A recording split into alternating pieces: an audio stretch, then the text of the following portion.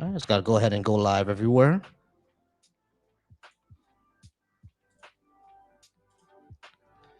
I'm gonna start by going live everywhere.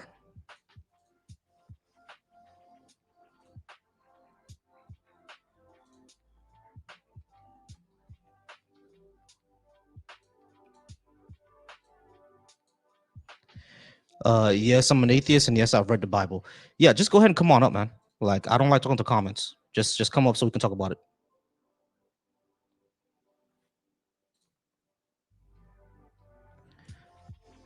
Yeah, I'm the sort of person that I don't like talking to comments. You just come up and then we'll talk about it that way.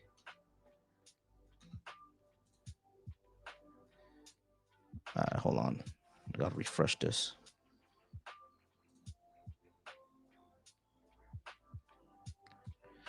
So once again, y'all, I do appreciate y'all being here. I do appreciate all the support.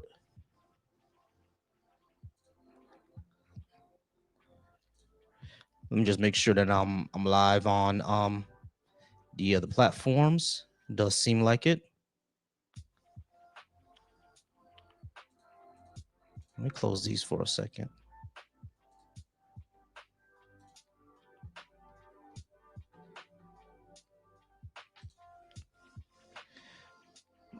Not sure why Candle hasn't joined yet, but I've already invited him up. So you can join anytime that you will like, Candle. Um, Now also, just like I said, like what it says over here, once we hit to 5K likes, I'm gonna open up the phone lines. All right. So phone lines are not open up right now, but once we hit the 5K likes, I'm gonna go ahead and open up those phone lines, and we can definitely start taking calls. I appreciate you wherever you're watching from. If you're watching from live from my YouTube, my personal YouTube, Volcy Thoughts, I appreciate you watching. If you're watching from Black Atheist Coalition, I appreciate you watching there. If you're watching from the Deconstruction Junction, I appreciate you watching there. No, I did not vote for Trump. Trump could eat a dick. So no, I did not vote for Trump. Trump is terrible. How's it going over there on my personal YouTube? I'm sorry, I'm just a little, I'm just a little distracted. I'm trying to make sure that I'm live everywhere. It looks like I am. Um, no, why do I ask me if I'll vote for Trump? But anyway, yeah, we'll just wait until we get to 5K likes, and then I'm gonna go ahead and open up the phone lines. What up, Resist? I see you there. Appreciate you being here as always, Resist. Appreciate you.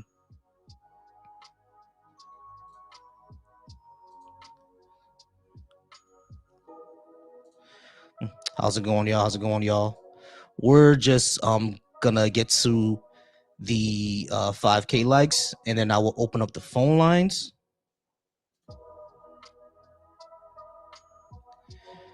Well, Adrian, I have no idea. I got someone over on my YouTube asking me if they could be a mod. I have no idea who you are, Adrian, so I'm not gonna let you mod. No idea who that guy is. Asking a mod. All right, y'all. So I'm just waiting for the TikTok to get to 5K likes, and then once it gets there, we'll go ahead and open up those phone lines. The phone lines will be up as soon as we get to the 5K likes. But if you disagree with what I have on the board or like to talk to me about it, you can go ahead and hit that request button, and we'll go ahead and have that conversation.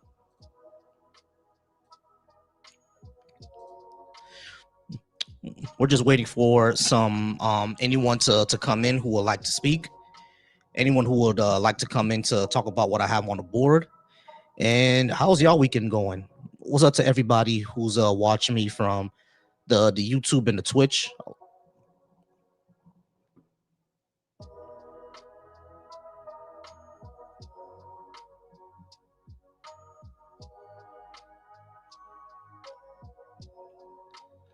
Yeah, Adrian, I'm streaming multiple places.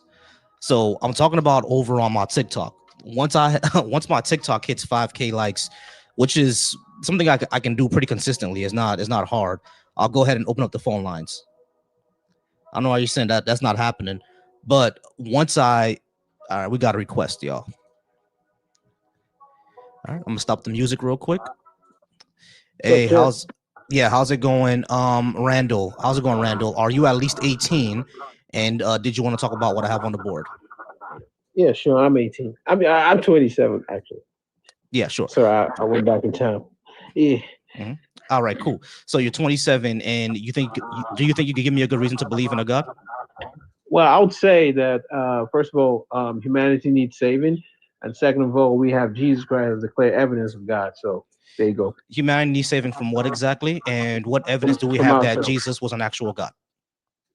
We first I'll answer your first question. So humanity needs saving from ourselves because if you look around at all the destruction, chaos, these are things that we can't really solve on our own. So we need someone else to help resolve these problems. But we've been And we've been resolving those problems on our own for the past hundreds of years. There's no God that's like been what? saving us, huh? Like what? Like like what? like for example, when it comes to poverty and extreme poverty, human beings have been able to decrease extreme poverty over the past 25 years to the lowest point that's ever been. When it comes to What are you talking wars, we about? come up with treaties, we come up with moral systems to not have genocides and stuff like that. Of course they still happen, but the entire world will turn against it, except for now because of what's happening in Israel. But as we see, the majority of the world is against what's going on. Whenever there's a mass amount of killing and everything like that, we try to get peace, etc. When it comes to slavery, we're the ones who made it illegal. Yeah, I mean, we made laws to not have slavery anymore. Even though in some places, like I'm not going to say that nothing bad ever happens, but human beings have figured out ways how to live amongst each other and not do horrible things without guidance from any type of supernatural being. What about problems that we can't solve, like death, cancer, natural disasters? These are things that are out of like our hands. So that's why I say we need, a savior to get us out of this problem, Okay, so if we especially death, because we can't solve death. So there you go. actually, there are animals who are functionally immortal, like lobsters and the immortal jellyfish. They're basically functionally immortal. But when it comes to, What? yeah, you ever heard of the immortal jellyfish? Immortal jellyfish? The immortal jellyfish. You ever heard of it? Could you provide a source for that, man? Yeah, you literally. Hold on, let me So you give me a saying second. that we have organisms in our atmosphere that don't die? Yeah, the immortal jellyfish. It's called the Turritopisis dorni. Basically, Let me they check don't this die. right now. If they never get injured, they never die. They just become a polyp again, like a baby, and then they grow back out. The immortal jellyfish. If they never get injured, they never die. If they get no diseases or they never get injured, they don't die. Same thing with lobsters. Lobsters just keep shelling, growing out of their shell and keep getting other shell. The only reason they die is because we eat them. Still there, Randall? Yeah, yeah. I'm just checking out. 1 second. Yeah, Randall, we're on an actual show here, so you're gonna have to, if you're doing All right, something, my bad, my bad. all right, cool. Yeah, yeah. I just looked into it, and it doesn't say they don't die though. I mean, it doesn't say they live forever. Actually, No, I have to do more research on that. no, But the immortal jellyfish lives forever. Like it just goes back into a polyp at the end of its life cycle and grows again. It just keeps doing that over and over and over again. Now, if it so this gets is if it your gets injured, then yeah, it could die. But if it never gets injured, yeah, it can live forever. But what I'm saying so is that when it comes to solving the problem of death, right? Like, are you saying that if I pray, I won't die? yeah, you have eternal life, but you're gonna pass on from this physical form, right? All right, So that's what I'm can saying. you prove that that there's an actual afterlife? Can I prove it? Yeah, Well, we do have testimonies of people that came back. We have near death experiences. I know you're gonna say it's all subjective, but that's fine. it is all We also subjective. have That's the not evidence of anything. let me finish. So we also have the resurrection of Christ. So there you Can you go. prove the resurrection of Christ? Yeah. So the scholars say it's history that Jesus was resurrected. No, Now, no, they don't. if it- No, they don't. They say that it's history that so he existed, not that he resurrected. wait, hold on. So you're saying that scholars don't say that the disciples saw a resurrected Christ? No, they all disagree on that. Really? Yeah, when it not there are some scholars that say that, What? like, hold on, Randall, listen, slow down.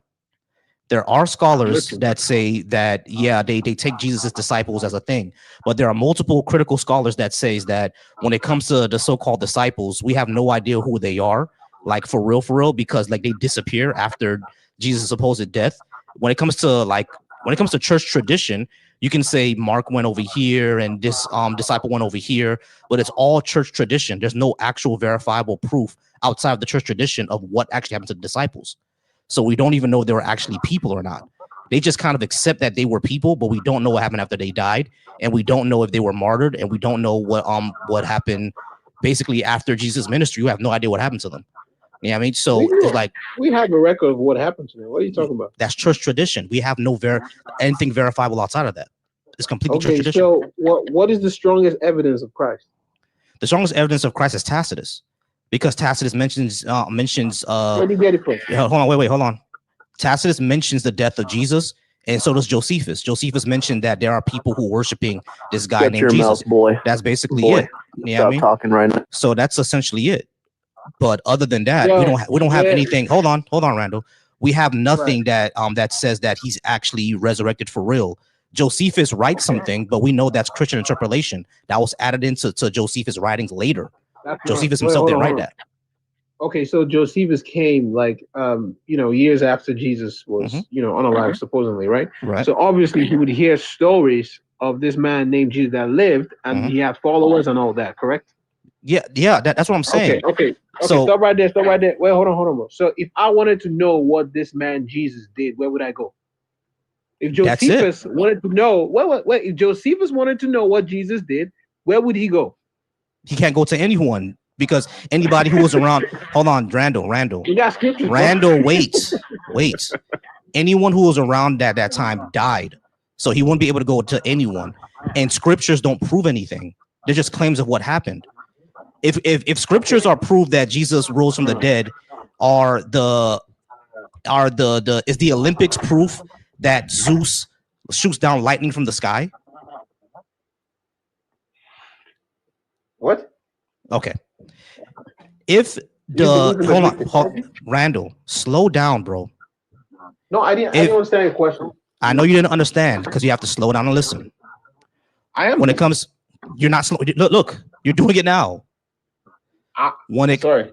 When it comes, if you're going to claim that the proof that Jesus had powers is within the scriptures or whatever, are you also going to say that the ancient Greeks creating the Olympics in order to praise Zeus, is that evidence that Zeus actually shot down lightning from the sky and he exists?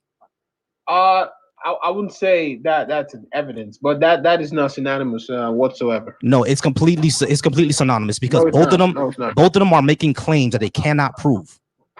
So first of all, Josephus, okay, he was not a Christian. He had no interest in Christianity, but he just mentioned this because he observed the followers of Christ. Now, my question to you was, if he wanted to know what Jesus did, this man that actually existed, where would he go? You can't answer me that. He can't go anywhere because the people who wrote about it died, so he can't go anywhere. Have scriptures. So the followers didn't have scriptures. Of course, listen, Randall, because this is what tells me that you're actually not listening to me. Scriptures do not prove anything. Can it be historical though? No. So if I write down what actually happened this certain time, it's not historical? No, I'm talking about scriptures. Scriptures can't be historical because scriptures are like supernatural. Scriptures are supernatural claims. They're not historical records. That's not true. Scriptures are historical record. Scriptures are not historical record. Have you read the Bible? Wait, have you read the Bible? Of course, I've read the Bible. I was a Christian for over 20 years. Okay, scriptures are not historical record. So the part where Lot's daughters slept with him, is that from God? No. Or it's just history? That's not history. It's history, right? No, because you can't. Hold on, Randall. How do you prove Lot existed? How do I prove? That's not the question, bro. That is the question. You're pivoting. No, I'm not pivoting. No, I'm not pivoting. No, I'm not pivoting. The reason, hold on. I said. Bro.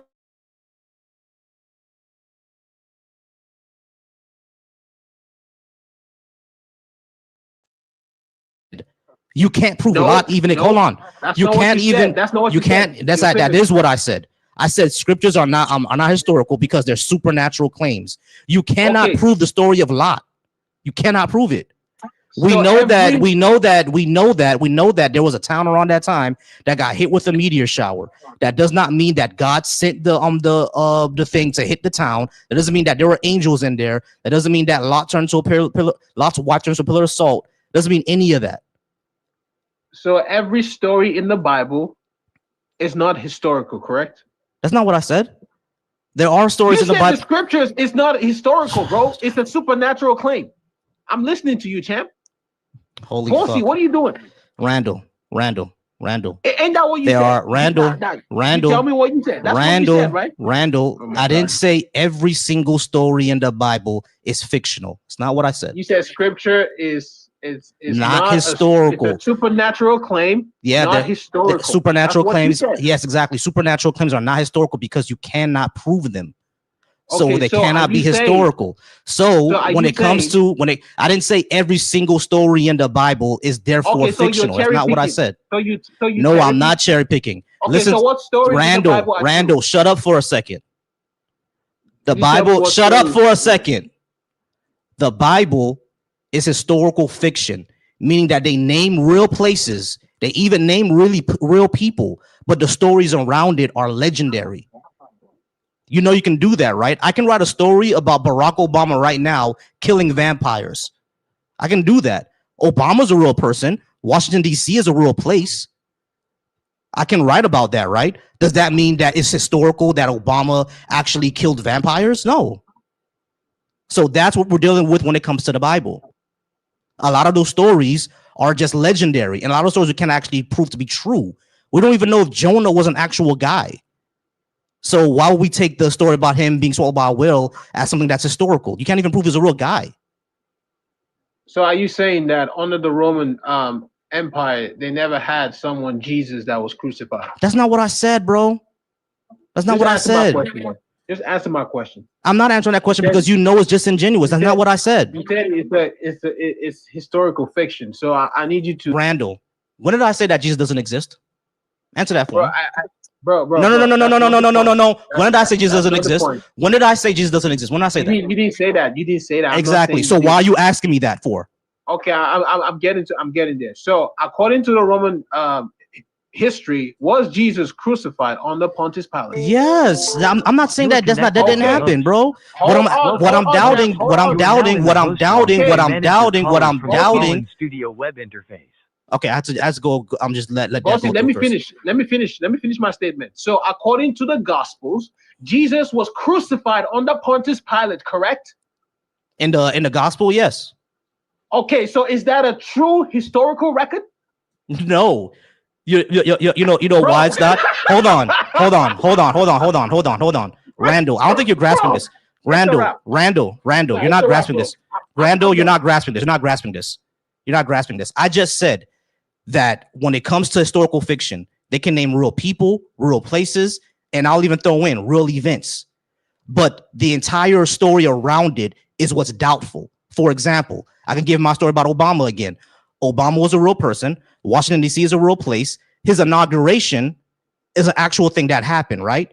But then if I said at his inauguration, Dracula came down from the sky and they had a death battle, is that historical?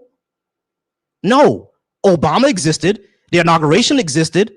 Washington, D.C. existed. But Dracula coming down from the sky and Obama and Dracula having a death battle, is that real? No. So Jesus existed, the Romans existed, Pontius Pilate existed. He got executed on the cross. Did he resurrect? Did zombies come out from the ground? As it says, hold on, wait, stop, stop, Champ. stop, stop, stop. You need to understand my point here.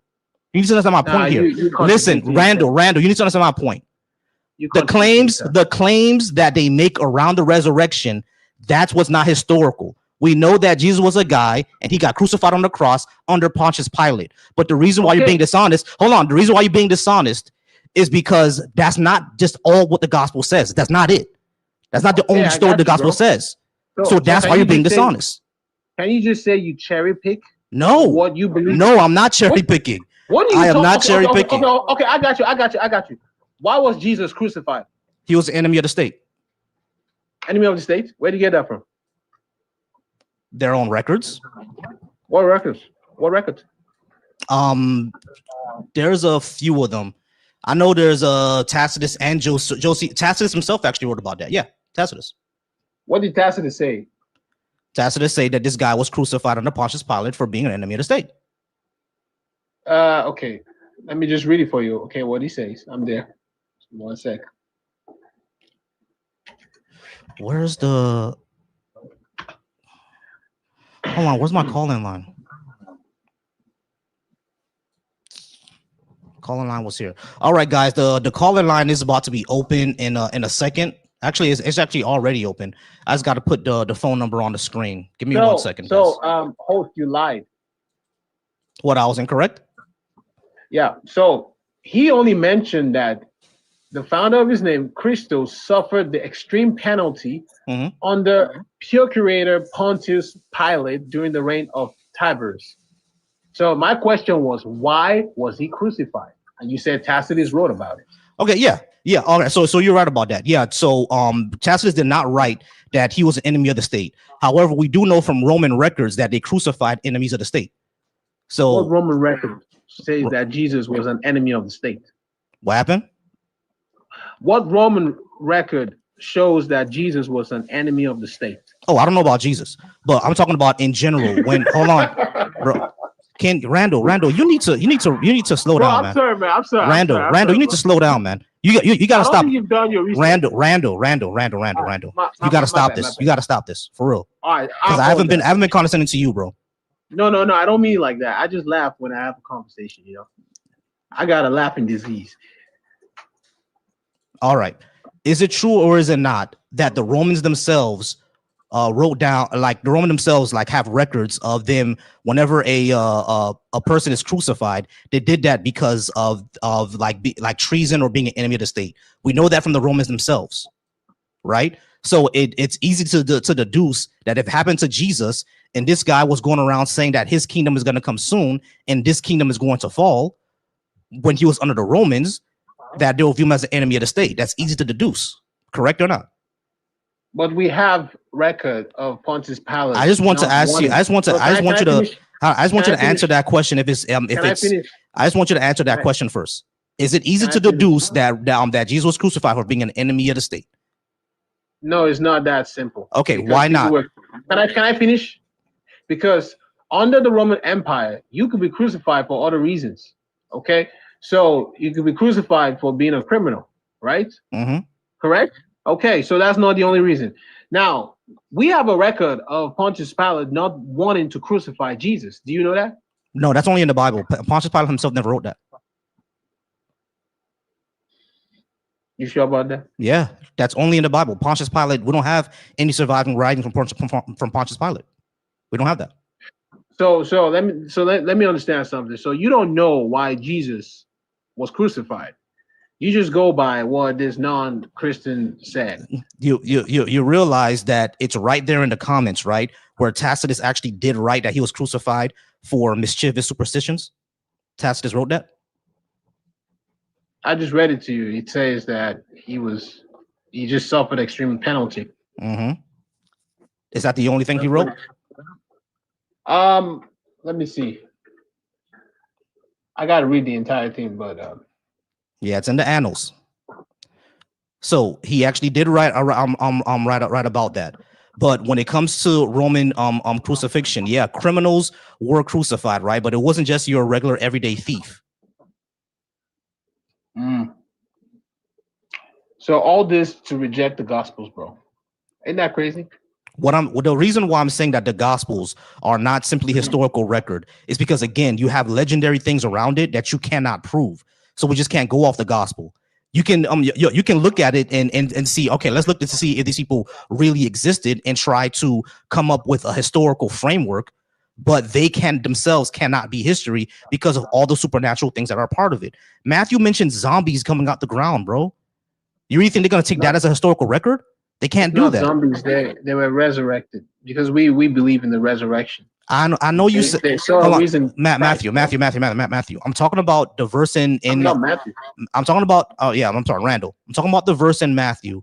I think it's Matthew where they actually they said that graves are overturned and bodies lifted from the ground.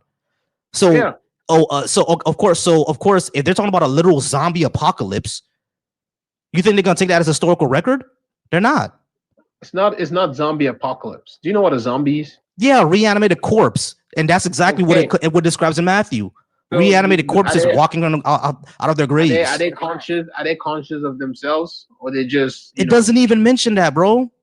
No, they says they went back to their family and their families were surprised to see them. What are you talking about?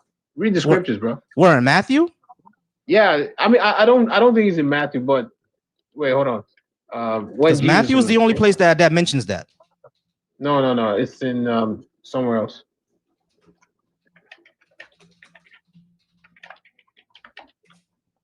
Hold on one sec. Said they went back to their family.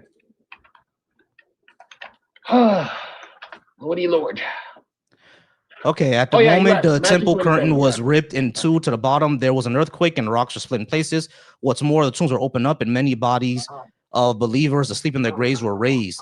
After Jesus' resurrection, they left their tombs, entered the city, and appeared to many. See that?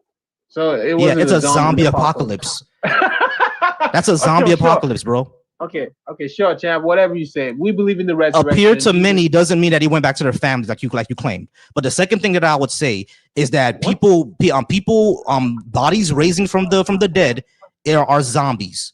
And I know you believe in the resurrection. What the entire point of this is you cannot prove that to be true, and this itself cannot be historical record because has something that's never happened in history. It's a supernatural event. If we're going to take this as a historical record, we might as well take the Odyssey as a historical record. And the Odyssey talks about Zeus intervening in the Battle of Troy. You don't believe in Zeus. So I even believe in according Jesus. to you believe in Zeus. Yes, sir. So my All right, bro. All right, bro. Yeah, no, the line is not open, y'all. The phone line is not open.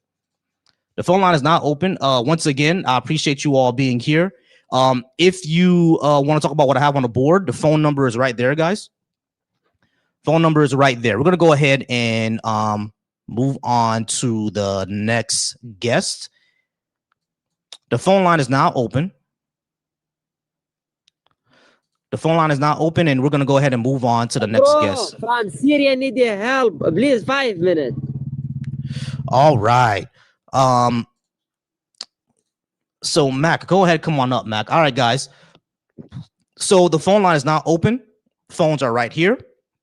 You guys can go ahead and talk to me. I appreciate everybody here. I appreciate everybody who would like to talk and be a guest. You guys are awesome and amazing.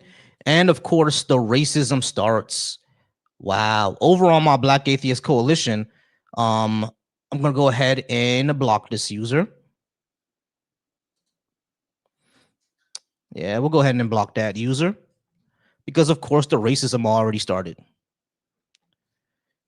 Show me Haiti and I will come up. Okay, sure. So Mac wants me to show him Haiti. Cool.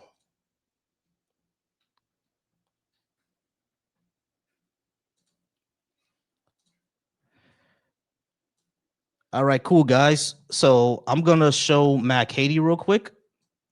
Give me 1 second.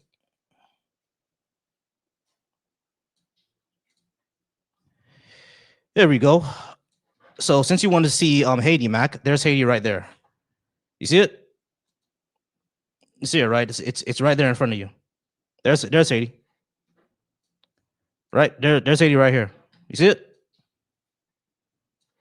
Looks amazing, right?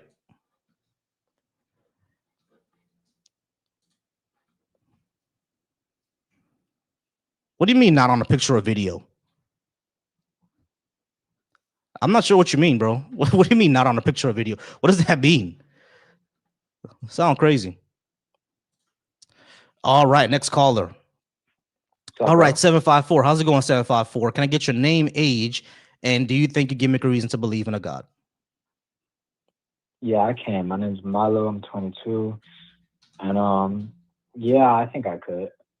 All right, sure. What's that good reason? Um, let's see how well I can do without my notes. What's it called? Yeah, I think that specifically, I believe that consciousness, the hard problem of consciousness, is a a reason for God. I mean, when it comes to consciousness, we haven't figured that out yet, right? That's absolutely true. But from what we're You're honest. seeing, yeah, from anything that we're seeing, consciousness seems to be an emergent property, and we don't have any evidence of anything else, because we can't detect it without something physical, which is our brain. So So emergent property, but emergent from, well, obviously it comes, it's from the, what's it called? You need the brain Mhm. for, like, I don't argue that, like, keep in mind, my argument is, well, actually, we just started, but my argument isn't that it's, my argument isn't that the brain isn't a required attribute for consciousness to Mhm. be there. But my argument is more so specifically, it has to have the properties in order for it to make like, it has that, like, it doesn't have to, well, actually no, it doesn't have to have these things, but it has properties which are closer to God than a materialist or naturalist, whatever the fuck you want to call it, view. You have to actually prove that God exists first. Yeah, so obviously we can't prove everything 100%, but what I'm trying to say is that consciousness has properties, so it'd be more rational to think that it comes from one unit, not specifically God. Like, I'm not going to, I'm not even debating the Christian God at this point. What I'm saying is that it's more rational to think that it comes from a unified mind, like one unified, grounded mind, rather than just emerge from the brain. Because, like, Why? if you want me to tell you why, sure. Yeah, that's gonna be my action. Why is that more rational? Because we have no actual evidence of some unified mind Sure, being the case. We only have evidence sure, of of it course. physically existing, and without it, we can't detect it. So it's rational So to what we assume that it has can to do with the physical thing. so what we can do is we can look at the properties of consciousness. So what we can do is say, is consciousness for first person? Is it non-physical? Wait, do you believe it's non-physical, or What? what do you believe? Consciousness? Like conscious? Yeah, do you believe it's physical? That it has physical substance, or do you think it's non-physical? I'm not sure. The way that we describe consciousness, like our mind, that's not physical. That's just a thing that our brain does, right? Because it and when it Right. comes to consciousness, I'm not sure if it's physical. It likely is, because like not like just like fire is an emergent property of like a heat source and dry things, right? That's Fire is something physical. That's likely what consciousness is. It's probably something physical. We just Okay, can't so, really determine it well, yet. I wouldn't use that example specifically, because if you're using that fire example, things are getting more and more like, things are heating. They're heating up to a certain thing. But when we look at consciousness, it seems like we just arrange two and two together and we get something new, which Mhm. obviously we can't do, because if we were to do that, I mean, I don't know if you know the atheist on here that's named Ian. Mhm. Yeah, so his example specifically was, if we look at a rat trap, we take a spring, a little board, and a piece of metal, we put them together. Um, that's how consciousness, it comes, that's how it is. But then my question is, firstly, if we do that to the brain, we don't, no, specifically with that, we don't actually see we're getting anything new. We're just arranging two and two together and getting this some sort of consciousness. So obviously that's not the case. I think you need to get something new out of what you already have, which obviously we don't see the brain doing that. We are Like, getting we can't something just, new, but we are getting something new. Like neurons and gray matter are not consciousness. Like, but when they come together, that's what we get. So it's something completely do new. we have, okay, so let me ask you, do we have to put specific do we have to put specific brain parts in a certain place in order to get the same in order to get consciousness, excuse me? Likely, but No, that's not the no. case, because people have had many brain parts rearranged. They're still conscious in Mhm. the same way we would be conscious. Okay, So, so that like wouldn't be that the means that it case. comes from the brain. It's an No, but emergent you property said of the brain. before, you just said, but no, but you just said before Right. that, I understand. um, Right. I understand that. But you already said that we can rearrange parts of your brain and still get consciousness. If that's the case, then consciousness still comes from the do you brain. have to have your full Right. brain But to that have does. consciousness? But that the full brain, I don't think so, because there are people who are born with like half a brain and they're still conscious, right? There you go. So There you yeah, go. so you don't have to have definitely don't have to have the full physical thing. But when the brain dies, we can't detect any more consciousness anymore. So it's everything that comes from the brain. We don't have any evidence that there needs to be something. If we're gonna go with the claim that the brain just facilitates consciousness and it comes from something else, how do you detect that something else? And if we can't do that, what are we even talking Well, about? I say I'd like to use the example specifically. So if I were to take a bat, right, and I were to smash a TV, and the image like glitches or the broadcast fails or it dies somehow, does that mean the broadcast was coming from the TV? No. The broadcast was coming from something else. It was coming from something third Right. person, But right? the issue with your example is that we can still detect that other thing. We can't do that for your source or God. We can't. So where can we detect the broadcast in the air? Yeah, we can if we have like a machine, like a radio, like a radio thing. Like there are ways for you to send signals through like through a radio, and you can still broadcast the what was coming through the airwaves. Like you're what I'm saying is that you can still be able to detect the broadcast. You can still you can still have a machine that detects the broadcast. You can still do that. Like there's a way to do that, right? But what's the way to detect? Okay. Yeah. So my point would still stand, being we don't actually have a way to see where that specifically. We don't have a way to see where that consciousness is inside of the brain. Same way with the TV. We don't have. Well, obviously, it's a little different if you were to detect it in the air or whatever example we might use. But specifically, I wouldn't have any way to detect where that non-physical substance would be, like specifically with consciousness. I wouldn't be able to detect it because we don't see it coming inside the brain. We only see it emerging. We see the brain as a required attribute for it, but we don't actually see that it's emerging from the brain, because we know that if you put chemicals together and you put a bunch of things together, you don't automatically get consciousness. You just right, putting a whole bunch of chemicals together, you're gonna get something else, right? You're not automatically gonna get consciousness. But when it comes to consciousness, the only place that we can ever detect it is when the brain is alive. Once the brain is dead, so we have no way to detect anything else. So why would we claim? but, Wait, hold on.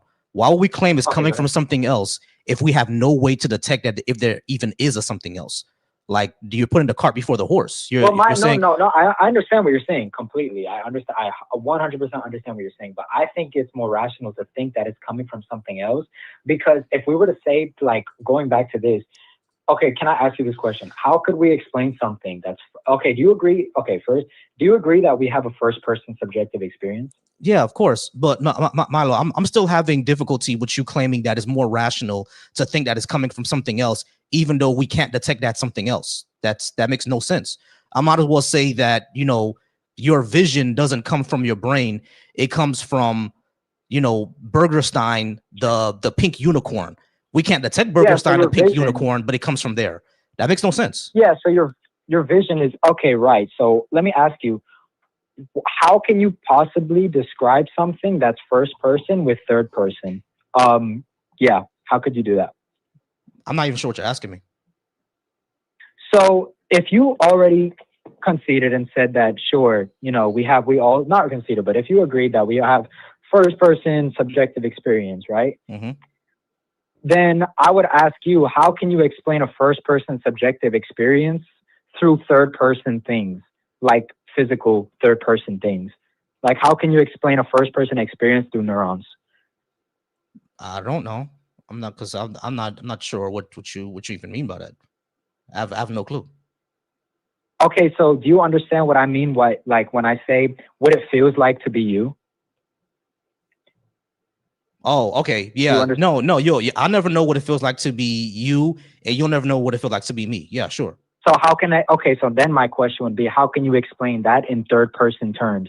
Do you know what I'm saying by that? I know what you're saying by that, but we can't, because again, I can't explain what it was like to be you, and you can't explain what it like to be me. The only thing the only way I can explain it is if you tell me. That's the only way. No. Okay.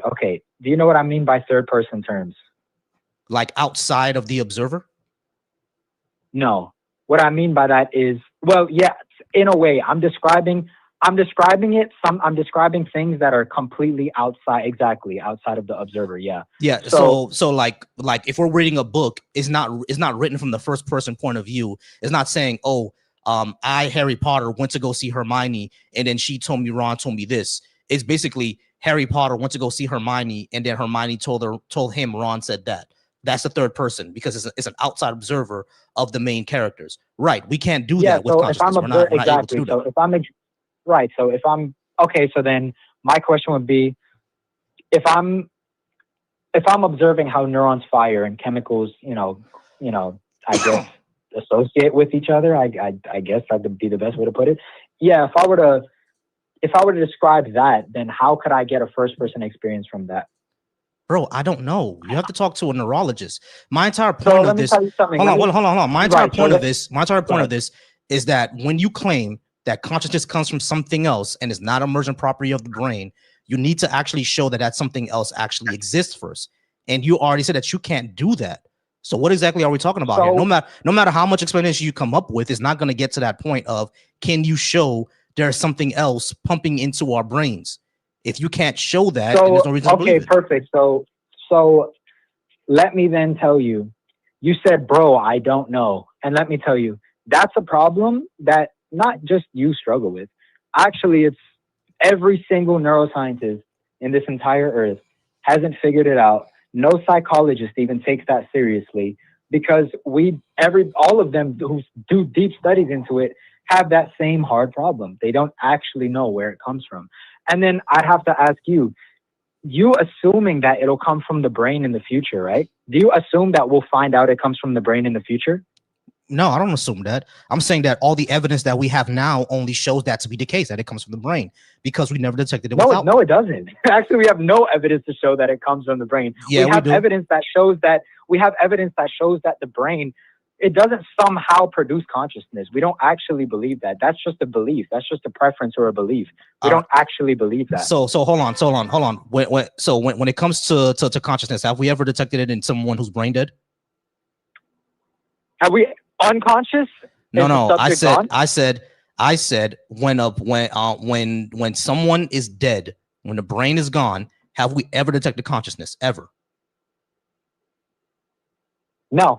I already told you that wasn't my point. Right. Exactly. So the only conclusion that we can make is that consciousness has something to do with the brain. And we know that's the case through several experiments that we've done on the brain. Like when you prod certain parts of the brain, when you prod certain parts of the brain, you can get certain emotions. It could affect your memories. And even like when some parts of the brain gets damaged, a person's complete personality changes. All that shows is that all that shows is that something is happening with the brain. That's all we can show that it comes from. If you're saying that it comes from something more, what evidence is there of that? I'm actually really glad you said that because that actually proves my point even more. So you specifically said that if you alter the brain, right? If you were to alter the brain, that's like, how do I say it? Yeah, so if I were to hit your brain, right? If I were to hit it with I don't know if I can bat, and you get personality changements, maybe you get poor judgment, right? Do you agree that you can get some of those things if I were to hit you? Yeah, sure. So sometimes when people's brain gets damaged, sometimes their personality changes. That does happen. Yeah. Okay, perfect. So consciousness didn't disappear, right? Only specific capacities did. So if you were to say that, like, first off, that doesn't tell you what consciousness is, and it doesn't say that consciousness is identical to those structures. It actually does.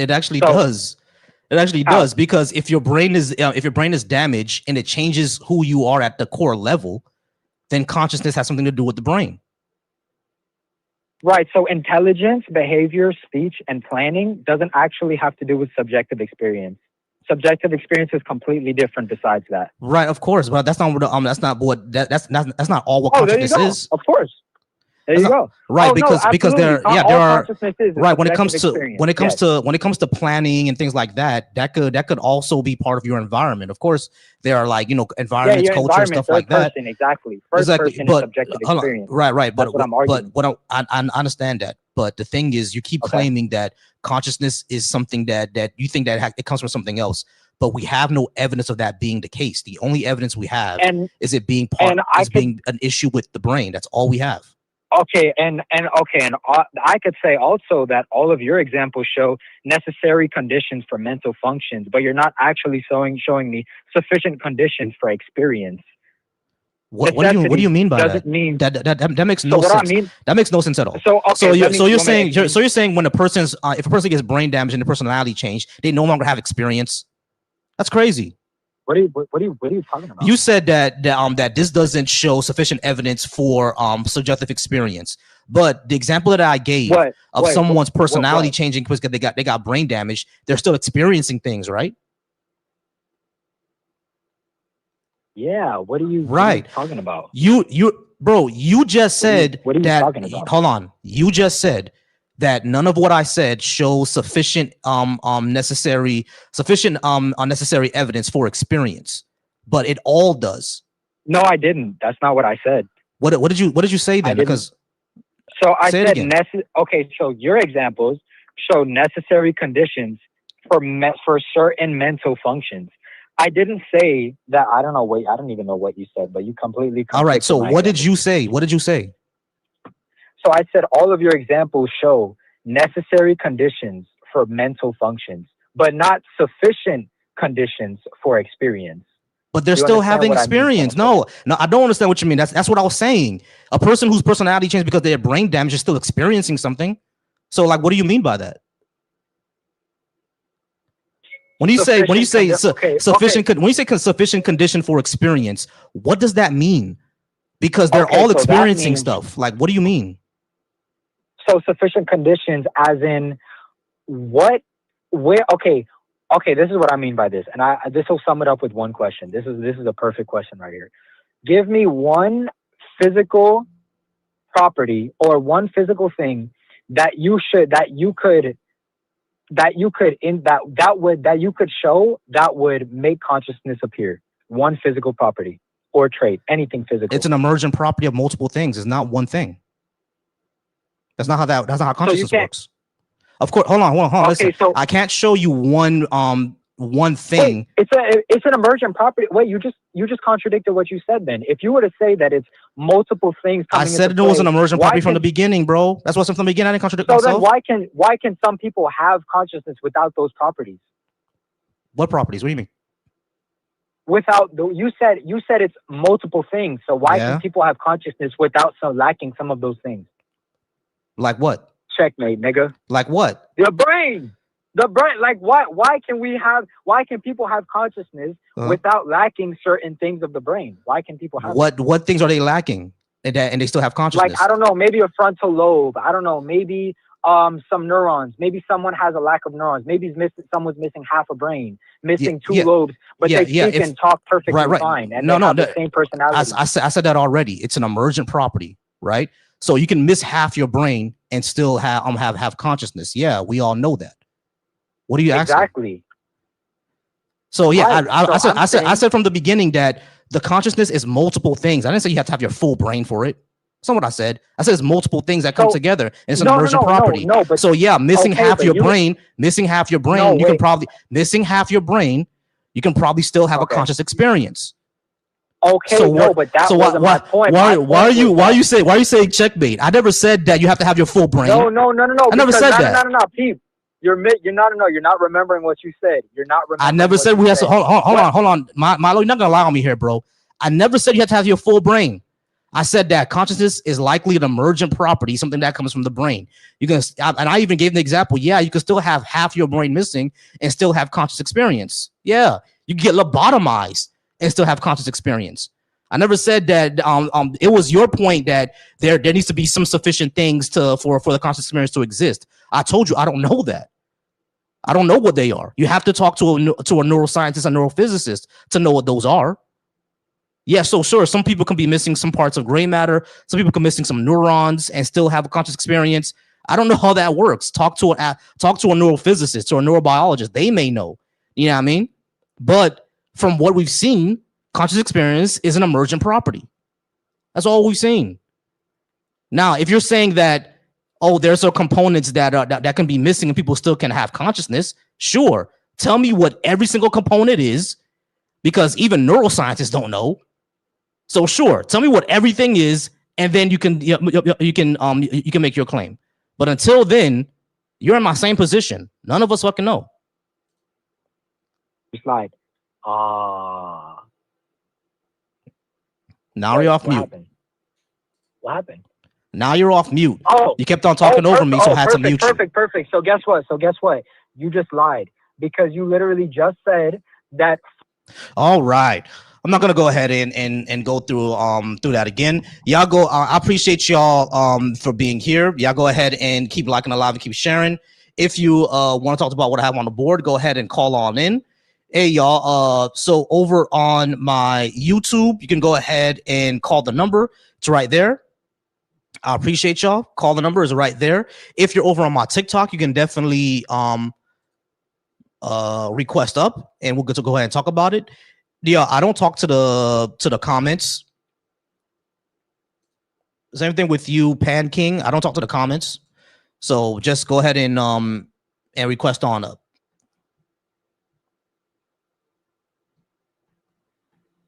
Necessary conditions for mental functions, but you're not acting. Oh, sorry.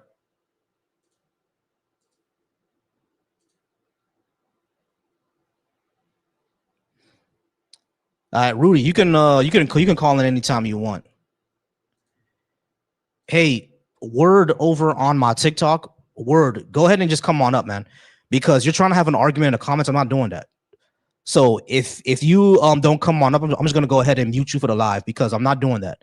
Actually, come up and have the actually have the conversation, because if you just keep posting comments, trying to debate me through comments, I'm not doing that. So come up or get out of here.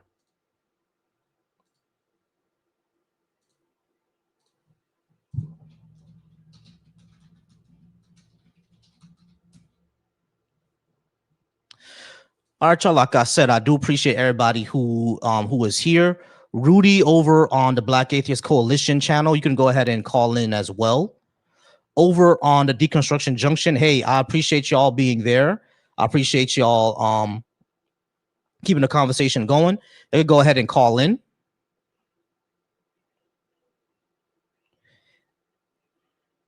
And Carl over on my YouTube channel, you can go ahead and call in as well. Yeah, go ahead and keep liking. We're at 11K likes. I do appreciate that. I do appreciate us being at 11K likes.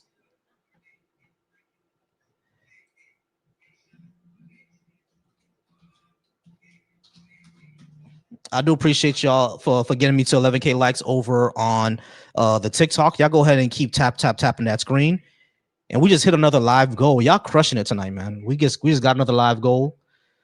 We just got another live goal over on my TikTok. Y'all are crushing it tonight. I appreciate that, man. W Maddie, y'all. W Maddie. We are killing these live goals.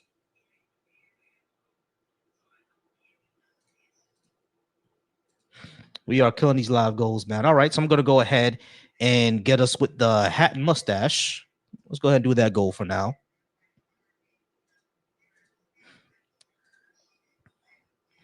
I do appreciate that, Maddie. Do appreciate that, Maddie. All right. Yeah, go ahead and mute Word for me, please, because I've invited him up several times and he wants to have a debate in the comments, and I told him I don't do that. So go ahead and mute him off for me, please. All right. So like I said, we're just waiting for another call now. If you would like to talk about what I have on the board, the call-in number is right there. If you're over on TikTok, you can go ahead and hit that request button, or I'm going to go ahead and invite you up. He said to turn off the comments. Craziness. Oh, I just realized I didn't put it in the. I didn't pin it. 751-785-tree. All right, y'all. So 786-751-785-tree is the number to call in. That is the number to call in if you would like to speak with me. If you want to talk about what I have on the board.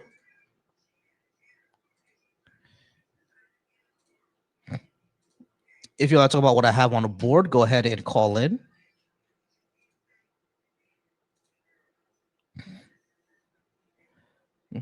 All right. So Rudy would rather insult me than actually talk about what I have on the board. So he's going to go ahead and get muted. And D Chill, if you would like to go ahead and talk to me over on the Black Atheist Coalition, you can go ahead and talk to me as well. I don't know why you think we're self with Christians, because I talk with Muslims all the time. So now the reason why we talk to Christians is, number one, they're the ones who call in or request up most of the time. But the other reason is that Christianity is the one that rules Western society, so it's going to cause the most damage.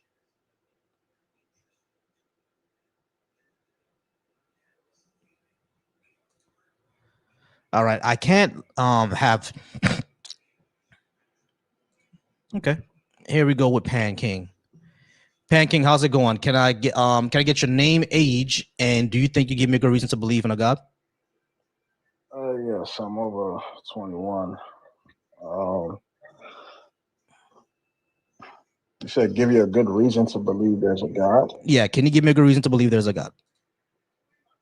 I don't think I could ever, I can only point you to sufficient evidence. Okay, what is it? It's up to you whether you want to accept it or not.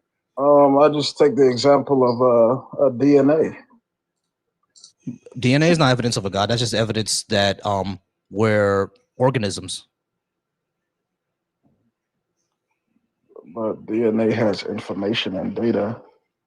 It doesn't give us information and data. We imposed it onto it. We say this is what we see from DNA. Like, if you look into DNA, are you going to see like, oh, this is in a low frequency that codes for this? We're not going to see that. What you're going to see is that we observe what's happening and we say, oh, okay, this is what the thing that's happening, and human beings write it down. That's the information. DNA doesn't give us anything. It just is what it is. So the information that we get from DNA, is that intelligent? No. Again, humans impose what they see on the world. We're just explaining. Hold on, Pan. Hold on. No. I'm not gonna hold up, Pan. We're explaining a phenomenon that we see. That's all that's happening. It's not giving us anything. So DNA means nothing. Is that what you're saying? That's not what I said. So I asked you, does it give us intelligent information that helps us understand? No. It's a phenomenon that we observe and we write it down. That's what's happening. What we're writing down. It's not giving us anything. DNA doesn't talk to us, bro. It's not giving us anything. No, I'm not talking about actual DNA talking. I'm just saying what we're writing down, that's not intelligent. That's just garbage. What we're writing down is not. What do you mean? What are you talking about? When you said DNA gives us information, the information it gives us, is it garbage or is it intelligent? It doesn't give us anything, bro. We're just writing down what it does. Okay, the thing that we're writing down what it does, what would you call that? It's evolution. And okay, you call it evolution. Now that evolution, is that intelligence or is that garbage? No, evolution is a sloppy process. So it's garbage. Pretty much. So in your world, we came from garbage and we're here because of garbage. When did I say that we came from garbage? You said sloppy. Yeah, evolution is a sloppy process. So that doesn't mean that humans are garbage. You're conflating two different concepts. This is stupid, bro.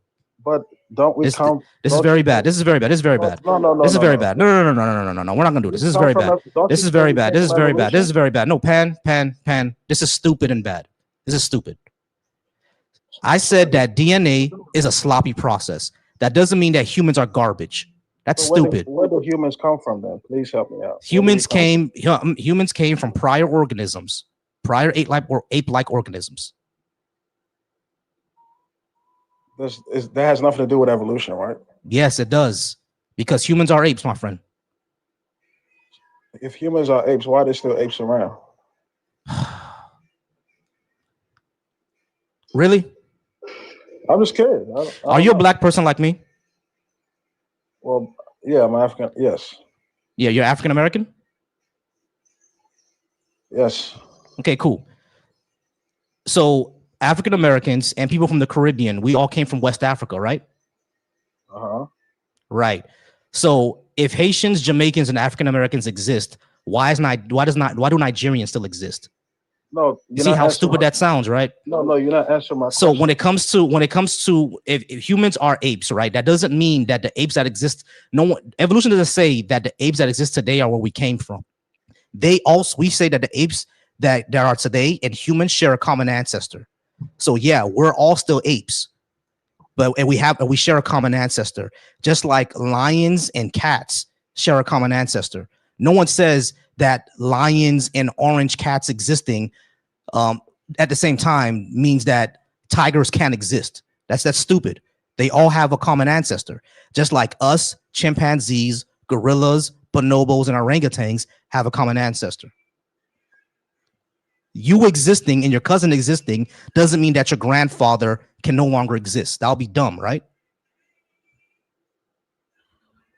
Well, there's a problem with your thinking because you still haven't told me where the root cause of where we came from. I told you. I did tell you. I told you we came from an ape-like ancestor or organism. All So the apes that exist today came from a common ancestor. and what's that? And what's the name of that? What's that common ancestor?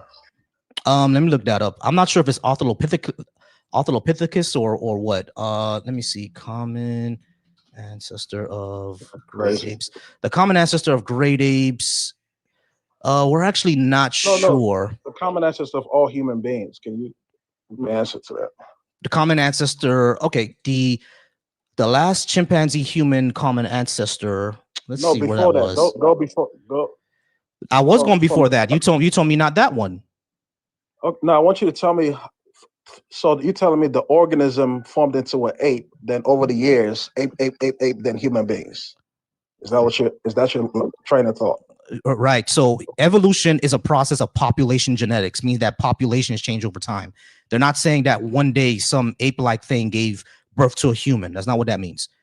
No, I'm Populations just change over saying. time. You say okay, populations change over time. So from an organism, are you saying from an organism to a first ape, then from that ape, it just evolved over time to different apes, then human beings came?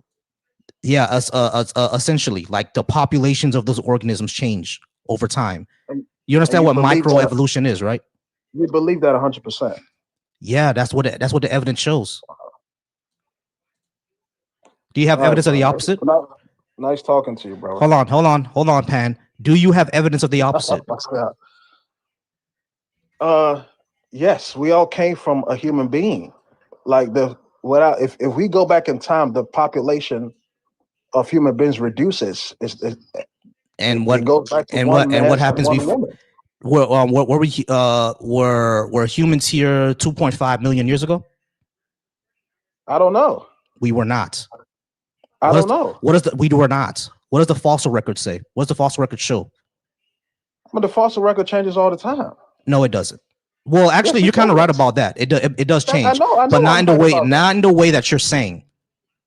The fossil records changed all the time. They always Understood, but change, not always in the way change. that you're saying. The fossil record Well, gets updated, but it doesn't change it doesn't upend our entire understanding of human biology. It doesn't. if we Not look what at you're it, trying to claim. if we go back in time, the human 2.5 million population years ago, reduced. and when you dig into the ground, and when you dig into the ground and I paleo, don't know what hold on, Pan, what we were 2.5 million years ago. stop. I don't know. I I can't answer. understand that you don't know. My question is, if what you're saying is true, why don't we see humans 2.5 million years ago? I don't know. The reason Well, I why know is because we go humans back. didn't exist 2.5 million years ago. Hominids, I don't know. modern hominids came into the fossil record about 300,000 years ago. Again, if we go back in time, the human population decreases. Understood, but that doesn't exactly say what I said. That doesn't respond to what I said, Pan. What I'm saying is that we share a common ancestry with all the other great apes, and that's what we see in the fossil record. When I say when I asked you, do you have anything against the fact that we share common ancestry with the common ancestors. All you said was that we came from The humans. only, the only, the I only thing I mean, can get, the only common answers that I know that I can physically observe with my eyes is when I look at a human sperm and I look at a tadpole. They're similar. A human sperm so versus a tadpole. yeah, so To me, that I will agree with no because they look way too close, too similar. That's the thing I can observe. But 2.5 million years ago, I don't know. all right, Pan. I can't observe. Pan. That shows me that you're not actually listening to what I'm saying. So when it I'm comes listening to to what you're saying. It's just no, you're not. You're not. When it you comes can't to no, prove you're not. that. No, you're not. No, you're not. When it comes to humans and human sperm and tadpoles, yeah, they look similar. But when it comes to human bones and chimpanzee bones, do they look similar? To an extent, not all the way. Just like how we don't look all the way close similar to tadpoles, do we? But if you look at a human sperm and look at a tadpole, they look, I would say, Similar, at but least not all the 90, way. I would say at least 95% the same. Wouldn't you agree? Can I say the same thing for chimpanzees? No. Yes. My skull does not look the same like as a gorilla. Yeah, it skull. does. Yeah, it does. Yeah, it does. You want me to show you? I'll put it on the screen. There's not similarities because There's not similarities between humans and chimpanzees. You sure? Nah, I don't. This gonna be very bad for you when I put it up on the screen. I don't. Are you sure? This is gonna hold on, Pan. This is gonna be very bad for you when I put it on the screen. Are you sure that human? Hold on, Pan. Stop. Are you sure that human skulls and chimpanzee skulls do not look similar? I didn't say chimpanzee. I said a gorilla. Not chimpanzee, the gorilla. Gorilla. We share common ancestry with the gorillas too. No, we don't. I don't come from a damn monkey, bro. You don't come from a monkey, bro. Hold on, bro. Stop. Pan, stop, please. When I show this picture on the screen of the similarities between a gorilla skeleton and a human skeleton, are you sure they are not going to look similar? Are you absolutely sure about that? Yes, I don't look nothing like a gorilla skeleton. This is going to be bad for you, bro. This is going to be bad for you. This is going to be bad for you, and it's going to go viral. This is going to be very, very bad for you. This is going to be very, very bad for you. Guess what that is right there? Guess what this is right there? This is a human and this is a gorilla. Are you going to tell me that those don't look similar? This is a human right here. Hold on. Pan. This is a human right here and this is a gorilla. Are you really going to sit there and tell me these do not look similar? It don't. All right. Yeah, you're dishonest. You're dishonest. You're dishonest. You're dishonest. You're just dishonest. You're just dishonest. If you're going to sit there, if you're going to sit there and tell me that these two do not look similar, you are dishonest. You are dishonest. If you're going to sit there and tell me that these two do not look similar, you are dishonest. Just flat out, bro. Nah, we're not doing that. All right, 219. I do got a couple of people over on my TikTok as well. I think they're friendlies though. Oh yeah, Daddy Satan, how's it going, Daddy? Yeah, you are friendly, and I know Bold Lion, you may be a friendly as well, but I'll accept you up. Daddy Satan, just give me a few minutes. Let me talk to Bold real quick, and I'm gonna talk to 219. Bold, stay on mute for me because the guest's not gonna be able to hear you. Okay, give me in 1 moment. Ooh, I apologize for that. Can you request back up? Sorry about that. Request back up, please. Let me bring Bold Lion. Let me bring Bold Lion back up. Bold Lion and request back up. I apologize for that. 219. How's it going? 219. Can I get your name, age, and did you disagree with what I had on the board, or did you think you gave me a good reason to believe in a God? You talking to me? Yes. Oh, okay. Yeah, because hold on, name and age, please. Yeah, sure. I'm 47 years old. Memphis, Tennessee. Name? Yinka. Yinka? Yeah. All right, Yinka. Sure. Let's go ahead. I'm putting our timer on the clock. All right. So 15 minutes. All right, Yinka, tell me, what's a good reason to believe in a God? Well, this world, even though yeah. Go ahead, Yinka. Yeah, I'm hearing like other people in the background and it muted me. I don't know. But anyway, Oh, Bold, Well, you know. it wasn't your turn yet, Bold. I was talking to somebody on the Oh, phone line. sorry. Oh, my bad. Go ahead. Why I'm did he here.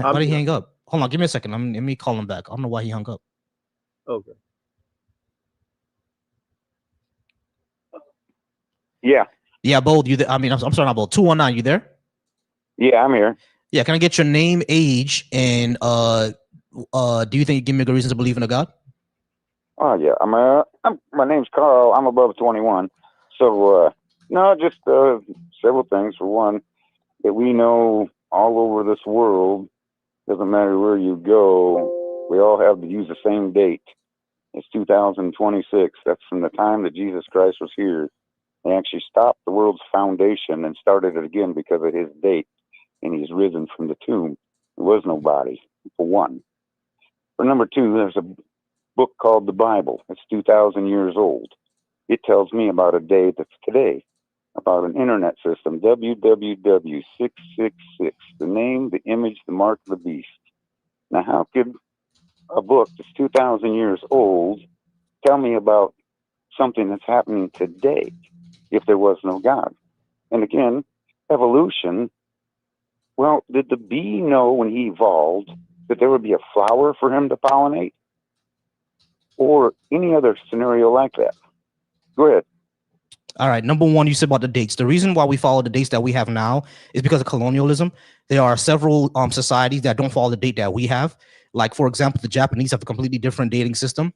The Jews have a completely different dating system. So do even the No, Indians. they don't. The reason why we use this, yes, they do. According to the Jews, this it's the year 5,700 something. The only reason why Well, we they use use the the reason 300. why we They use use the I'll let you talk. I'll let you 360 talk. I'll degree let you day. talk. I let Okay, you go ahead. talk. The Okay, reason why we go use ahead. the dating system that we have is because of colonialism. They're the only reason. Europe went around, conquering the world. They were Christian, so we use the Gregorian calendar. That's the only reason for the dating system. It's not because it's magic. For number two, when it comes to the mark of the beast, it didn't predict anything. All right, the internet has nothing to do with the mark, like zero at all. Well, how do you know But the that? third, huh? You can't just say that it doesn't. How do you know that? You can't just say it doesn't. Yeah, You have sure, I proof can. of that? Yeah, I have proof of that because 666 has nothing to do with the internet. The internet is something completely different. The internet works on binary. No. The internet, What the if I internet, could? the internet works on binary code, which is zeros and ones, not sixes. Well, So they wait. have nothing to do All with right. each other. Go ahead But when you're the done. but the third For one, but the third go ahead. thing, you said, how did the bee know that there were things going to pollinate? Essentially, you're talking about how did organisms know that they will be able to survive within the environment? Or the non-human organisms, probably except for like chimpanzees and stuff like that, they don't have the awareness that we have, right? Like, things are in the environment and they use it to survive. So no, a bee didn't know that they'll be able to pollinate flowers. Of course, they didn't know that, but that doesn't show that that there's a God at all. That just shows that nature is an ecosystem and things have to survive together in order for them to survive.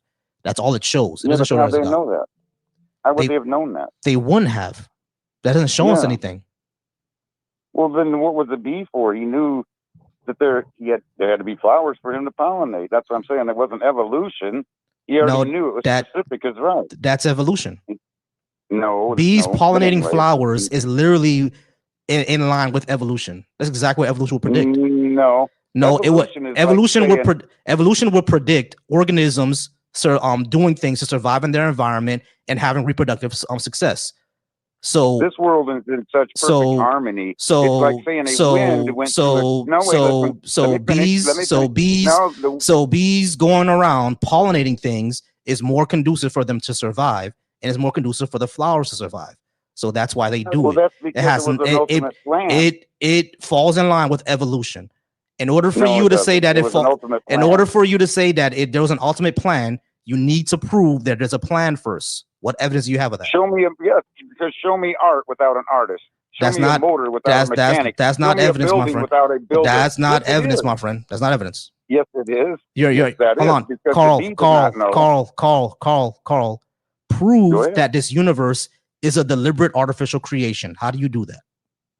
Well, for one, it's deliberate is because saying that evolution happened is like saying the wind, a tornado went through a junkyard and assembled a 747 plane working with a pilot. because everything is in perfect harmony of each other and everything it owns. The trees Incorrect. breathe out oxygen. We Incorrect. breathe out carbon Carl, dioxide. Carl, Carl, So Carl, good. Carl, Go ahead. Carl. Go Several ahead. problems. Several Yeah, problems. yeah, yeah, yeah, yeah, Carl, yeah. stop. Several problems. Well, you stop. Carl, several problems. Number one, Okay, what you let's said, have it. what you said was just a rhetorical argument. It's not evidence of anything. All you No, did it was, isn't. Carl, I'm gonna need you to shut the fuck up while I'm talking. No, I need you All to you shut need, the fuck up. hey, all right, I'm dropping your bitch ass now. All right, so Philip, we talked to you already. I'm gonna move on to the next person. Actually, I gotta return this person to the queue. Bold, I'm gonna go ahead and talk to you first. Bold, how's it going, Bold? Can I get your age and did you think you give me a reason to believe in a God?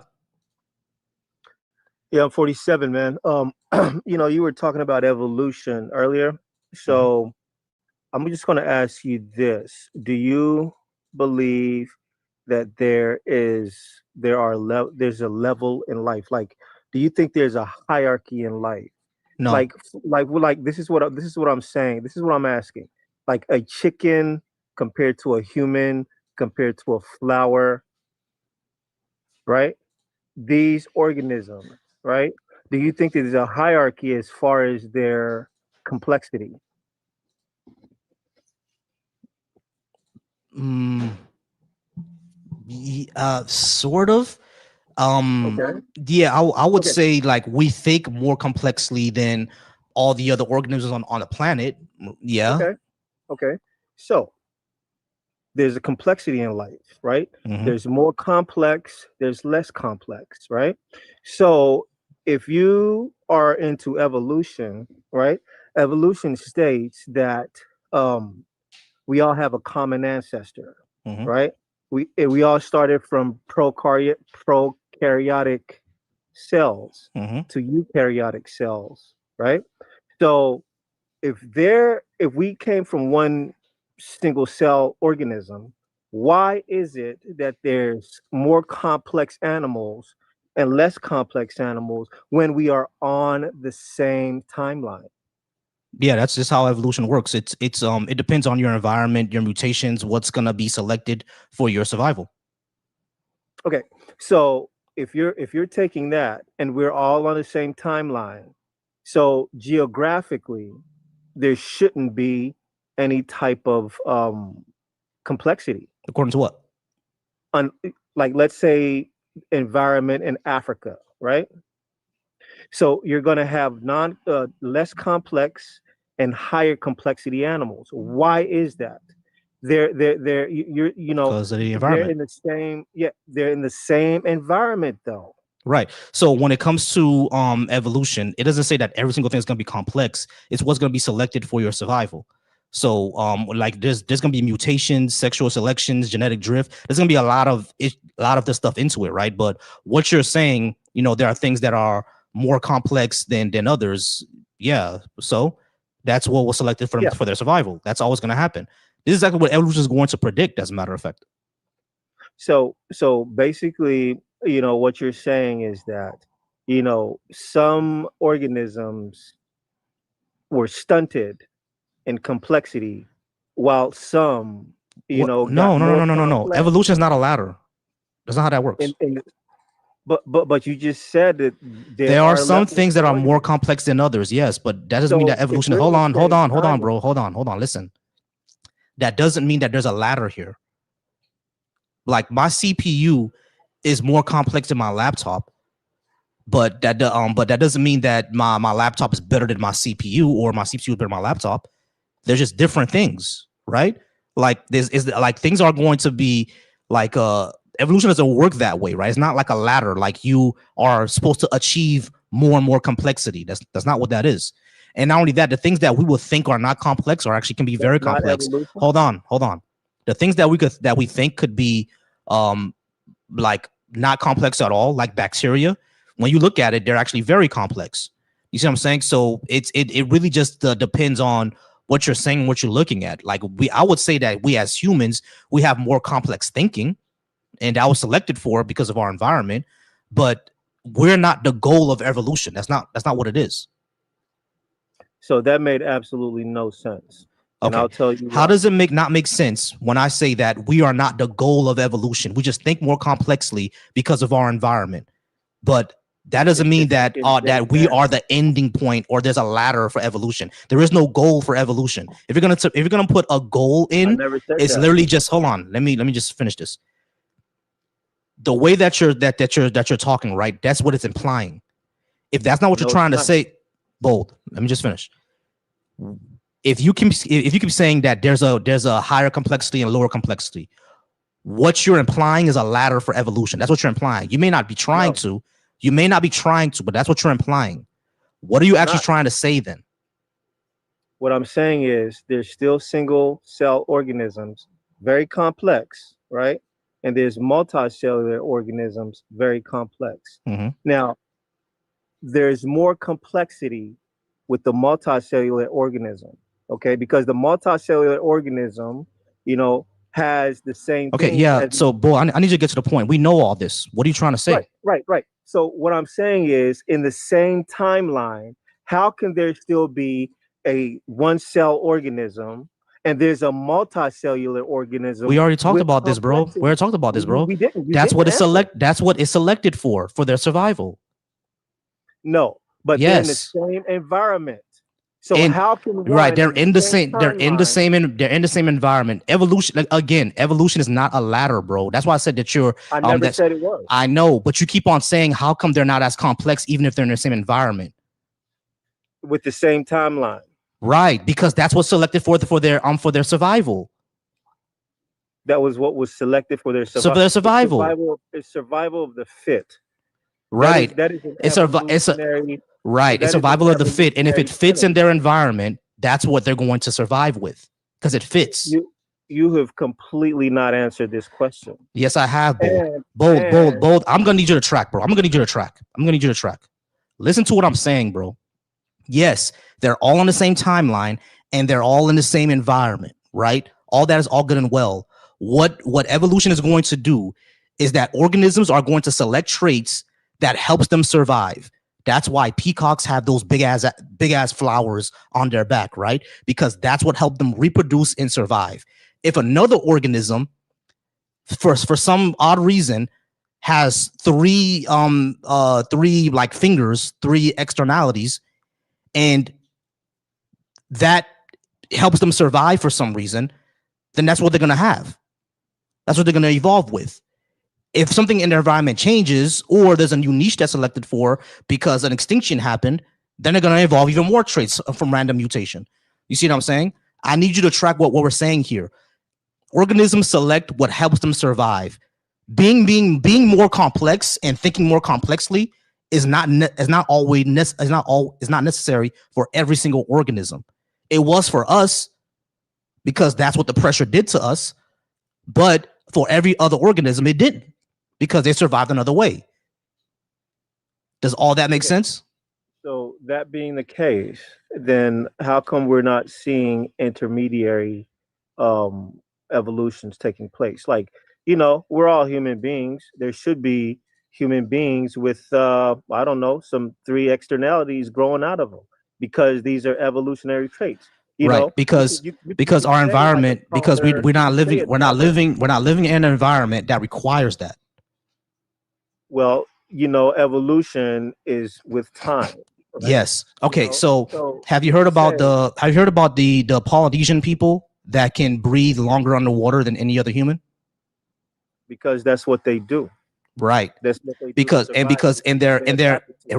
environment, in their habitat, they have to swim a lot, right? Hmm. Right. So in their environment, in their habitat, they have to swim a lot, meaning they have to hold their breath for longer. Meaning that the men and the women who were able to hold their breath longer and able to get more food, they're the ones who went on and had children and passed on those traits. That's an adaptation. Right. There's no So phenotypical difference that's what between evolution those is. people That's and what you. evolution is. That is not Adaptation. evolution. That's an Adapt adaptation. Adaptation is not part of evolution. Are you sure? It's environmentally based because if you bring a white person Bold, into bold, Africa, bold, bold. then they become Is adaptation a part of evolution? it's a part of it. Exactly. So when I explain this on these people adapting to their environment, that's evolution, friend. Yeah, but there's no phenotypical difference, is what I'm trying to say. Irrelevant. Because You're not going to get phenotypical differences. You're not going to get phenotypical differences in the pressures that we have right now. You're not going to get that. You're going to get phenotypical differences if you're not going to get phenotypical differences now. Of course, you're not going to get them now, but probably in the next few thousand years, you'll see. Hold on. Let me finish. Let me just finish. Probably in the next few thousand years, you may see some of those people born with like web feet or web hands. You could see that, right? Hold on. Bold. Stop. Bold. I'm gonna need you to stop, man. It's funny. You're not listening. You're not listening. You cannot listen if you're talking. I'm listening, sir. You cannot listen if you're talking. Oh God. You cannot listen if you're talking. I'm listening to you. You cannot listen if you're talking. Yeah, that's what I thought. All right, y'all. Go ahead and for the next person, go ahead and call in, please, or request.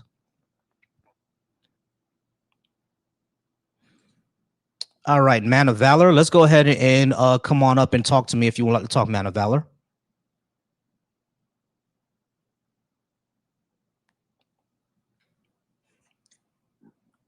Yeah, how's it going, Valor? Can I get you? Can I get your age and do you think you give me a good reason to believe in a God? 39, and a good reason to believe in my God. Well, the reason would be, so I'm a presuppositional transcendentalist. So for me, the God must exist because of the impossibility of the contrary. How do you prove that? Because you can't justify anything outside of the Christian worldview. What do you mean by that? Like morality, things like that. I can justify. I can justify the worldview outside of the Christian faith. How so? Olodumare. What is that? Olodumare is the god of Yoruba religion, and he created the universe and all humankind, and he sent spirits down to help us live our lives. And there's different spirits for every single trait that humanity can come up with. There's a different spirit, so that justifies everything. Olodumare. So how did you learn that? I learned that through my African ancestors. And that's your source? Yeah, that's my source. My African ancestors. They taught me. So phone call. Yeah. Basically, what I did, I went over to Africa, and I got adopted into the Ife religion, and then I took a substance, and I was able to talk to my ancestors in the ancestral plane, and they explained all this to me. Okay, well that's good. Then that means only you can validate it. Yeah, just like you.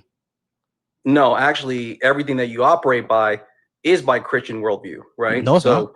Even the very reason that you're trying to have rationale right now. No, it's not. Yeah, it is. No, it's not. Because then show me otherwise. Other than you telling me that. No, I don't have to show you otherwise because you're the one who made the claim, so you have to prove it. I don't have to make. Yeah, you do. Because you're telling me you're the one who made the claim. So, you're the one who made the claim. So you're the one who made the claim. Hey, Valor. You're the one who made the claim. You said I operate off of the Christian worldview, and everything I'm doing right now comes from the Christian worldview, and you didn't justify that claim. You didn't back it up.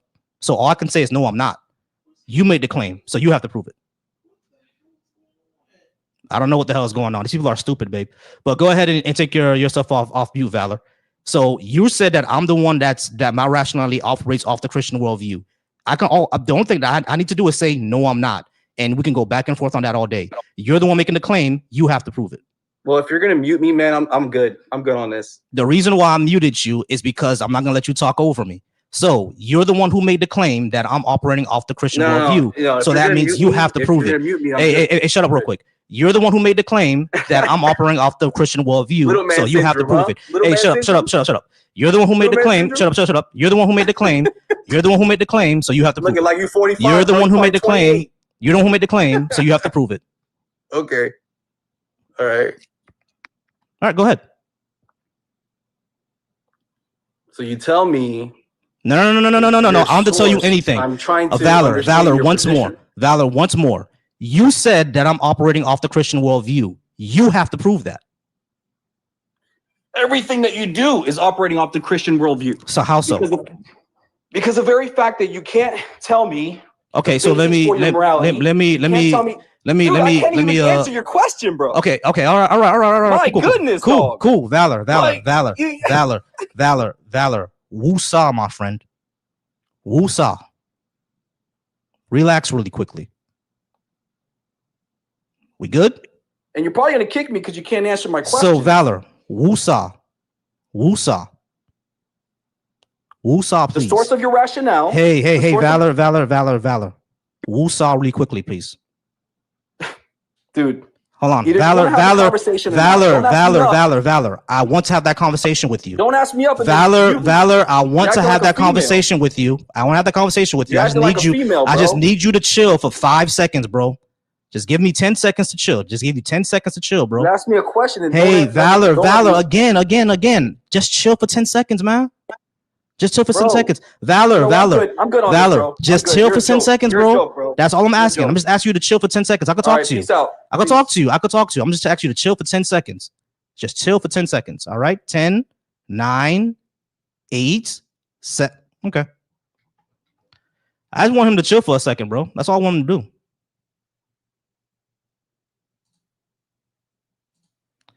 I just want him to chill for a second. I don't know what was so hard about that. I just said, yo, just chill for a second. My goodness. All right, y'all. The call line is open. Y'all can go ahead and call in if you would like. Yeah, Pan, we already talked. Pan, we already talked, Pan. Pan, I'm not gonna talk to you again because you're dishonest. We literally looked at the bones of a gorilla and a human. You said they're not similar. Yeah, bro. Yeah, I'm not doing that.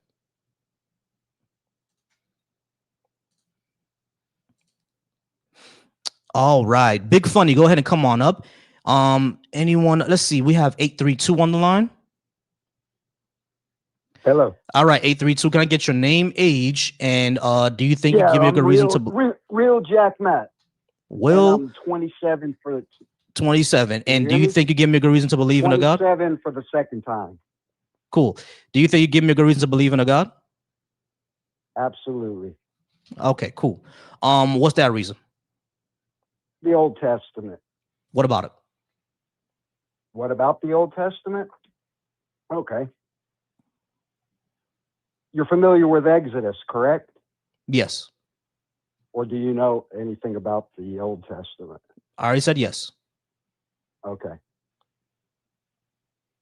First of all, God gave the Jews the Torah. You familiar with the Torah? Yep. What about it? Okay. Now, there was millions that witnessed God speak. And that has been carried down from generation to generation, father to son, father to son. So? Okay.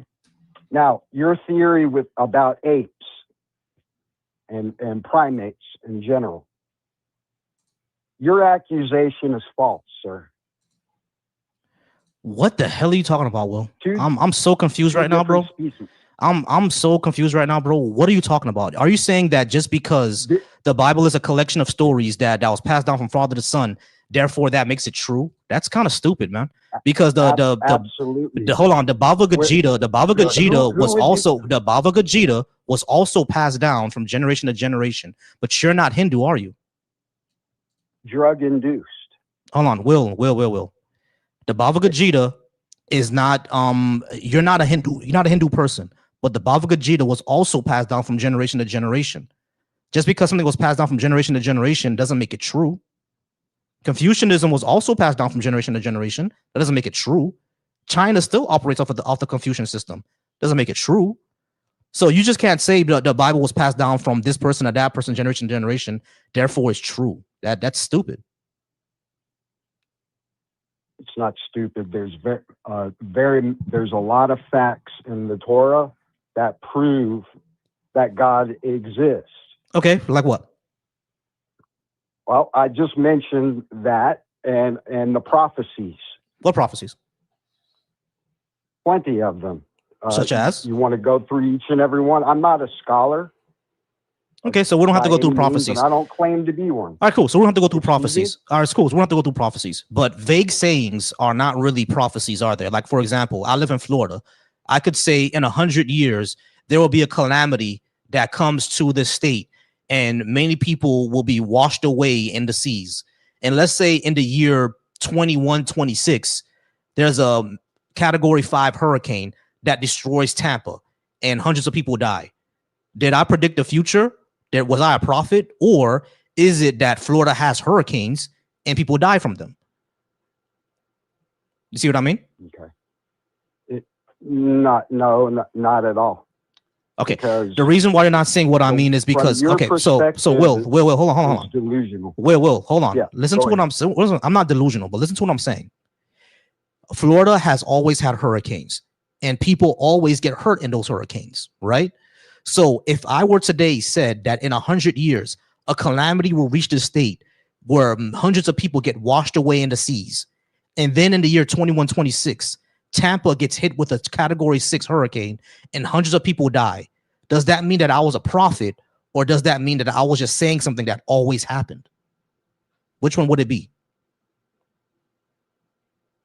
Okay. First of all, you're talking about a natural Will, hold on. Will, please, Will, stop, bro. Stop. I need you to actually think about what I said and answer it instead of just reacting to it. We can get into prophecies all you want.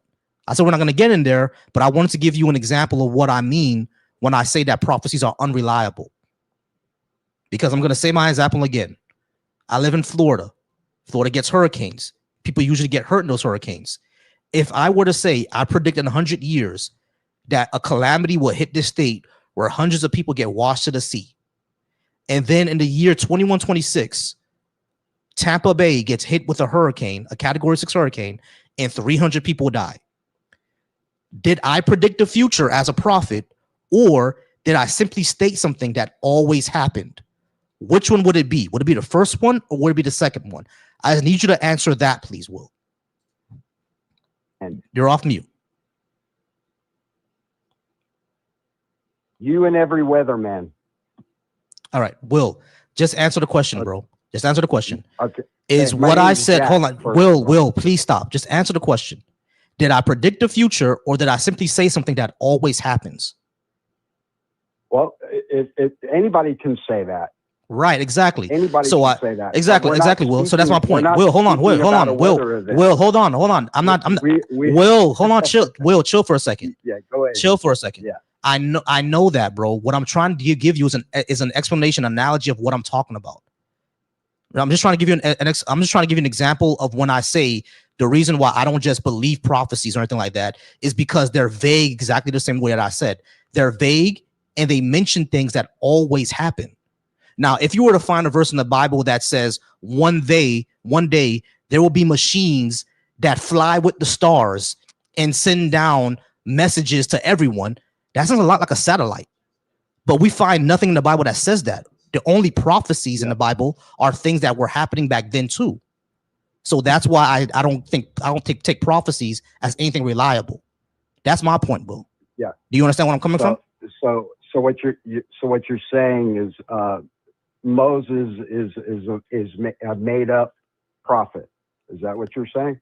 Yeah, Moses is made up. When you look at like Jewish scholars, Jewish scholars themselves, Will, I'm trying to answer you.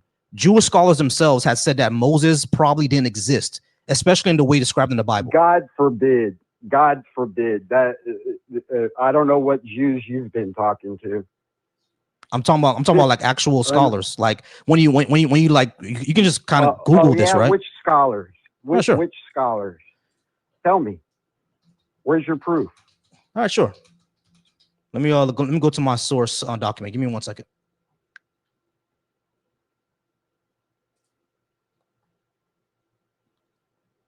Maybe you're going to tell me Albert Einstein. Why would I say that? Why are you assuming stuff? Because I know that would be false.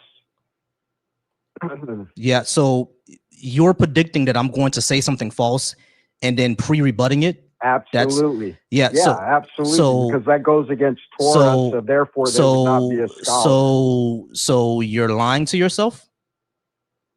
Okay. Did you hear what I said? Hold on.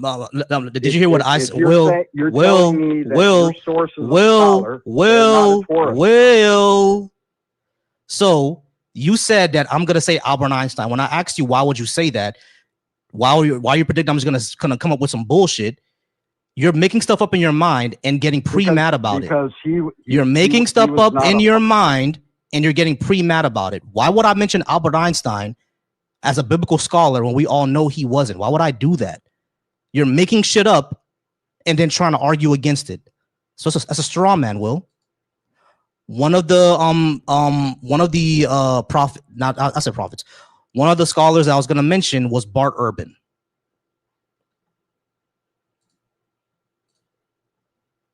Go ahead, Will. You're off mute now. I'm gonna ask you to not assume my answers for me. Can you do that? Okay. Who is? Okay, I heard you. Who did you say is the scholar that you're speaking of? One of them is Bart Ehrman. Bart Ehrman. Mm-hmm. Okay. A Torah scholar. He's a biblical scholar, so it's the entire Bible. Oh, okay. Well, that doesn't count. Yeah, it does. Absolutely not. Is he a scholar on the Bible? A scholar on the Bible. Yeah, the Torah is part of the Bible. So what Bible? What do you mean? What Bible? The Bible. What are you talking about? Yeah, the Old Testament or the entire Bible, Old and New. He's an Old and New Testament scholar. Both of them. And New. Well, that doesn't. Then he's not a credible source. Bart Ehrman is one of the premier scholars of the Bible. What are you talking about? Are you serious? I'm dead serious. All right. Do you don't know what you're talking about? Then you don't know what you're talking about. Then you don't know what you're talking about. Then you don't know what you're talking about because Bart Ehrman is one of the world's. Bart Ehrman is one of the world's premier scholars. Bart Ehrman is one of the world's premier scholars. He's the one who wrote that Jesus actually existed. He's one of the world's premier scholars. So if you hold on, wait, stop. You're hold on, Will. He's one of the world's premier scholars. To say he doesn't count is stupid.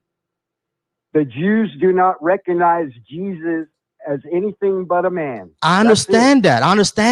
What I'm saying that there is a difference. Irrelevant. Is Moses in the Bible or not? Is Moses in the Bible or not? Is Moses in the Bible or not? Absolutely. Great. So we can talk to biblical scholars if this figure actually existed, right? Moses actually existed, of course. All right. According to scholars, Moses didn't exist in the way as described. In the way as described in the Bible, Moses didn't. Hold on. Let me just finish the sentence. Moses didn't exist in the way as described. Moses probably didn't exist, and if he did exist, it's definitely not the way described in the Torah and the Bible. That's what scholars have concluded on. That's a fact. Yeah. Yeah, sure. So Moses was probably not a real guy, and if he was a real guy, the story in the Bible is legendary. It's a foundation myth. Yeah. He didn't have powers because you and a fake scholar say so. Bart Ehrman is one of the premier scholars of the world. Call him a fake scholar is stupid. Okay. He is not a Torah scholar. Irrelevant. He cannot read Hebrew. He doesn't know what. Actually, he does. He reads Greek and Hebrew. That's how I know you don't know what you're talking about. Bart Ehrman reads Greek and Hebrew. That's how I know you don't know what you're talking about. All right, we're gonna go ahead and move on. All right, 507. How's it going, 507? Can I get your name, age, and do you think give me a good reason to believe in a God? Hello, am I on? Yes. All right, my name is Braden. I am the age of 17. And how's your day going? I'm all right. Braden, give me a second, actually. Give me 1 second. You're gonna be on mute for a little bit. I forgot I had Professor on the thing. Professor, how's it going, Professor? Do you want to give me a good reason to believe in a God? Yeah, how's it going, first of all? All right. I would say because the universe is intelligible, and that we have consistent laws of physics and logic, That doesn't prove a and God. we can kind of understand it. That doesn't prove a God. Like, um, I wouldn't say it proves it, but it's a great inference to one. How? How do we know that the universe is not just something that naturally happens, like an emergent property? Like, I don't think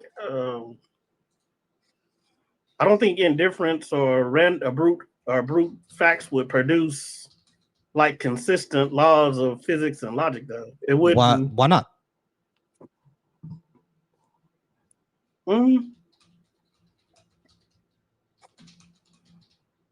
Like when we make models of the universe, like all of them require like very specific settings. Like there are laws of physics, but like if we like our specific laws produce like at least 3 or 4 models. A brute fact would basically produce one model. If it was brute and it was factual, it wouldn't produce multiple. It wouldn't produce alternatives. It would be like one truth. This is it. And like the Big Bang, Big Bounce, cyclical universe couldn't all be described by the same thing. At some point, there will be a differentiation. I'm very lost. I have no idea what you mean by any of this. Like what I'm saying is like I think the consistency that we see in nature is more conclusive of a mind than it is of randomness. Like random patterns. Like why are the patterns? Why do you believe that? Like we make planes, we make spaceships. Like how? Yeah. If evolution selects for survival, none of that helps our survival at all.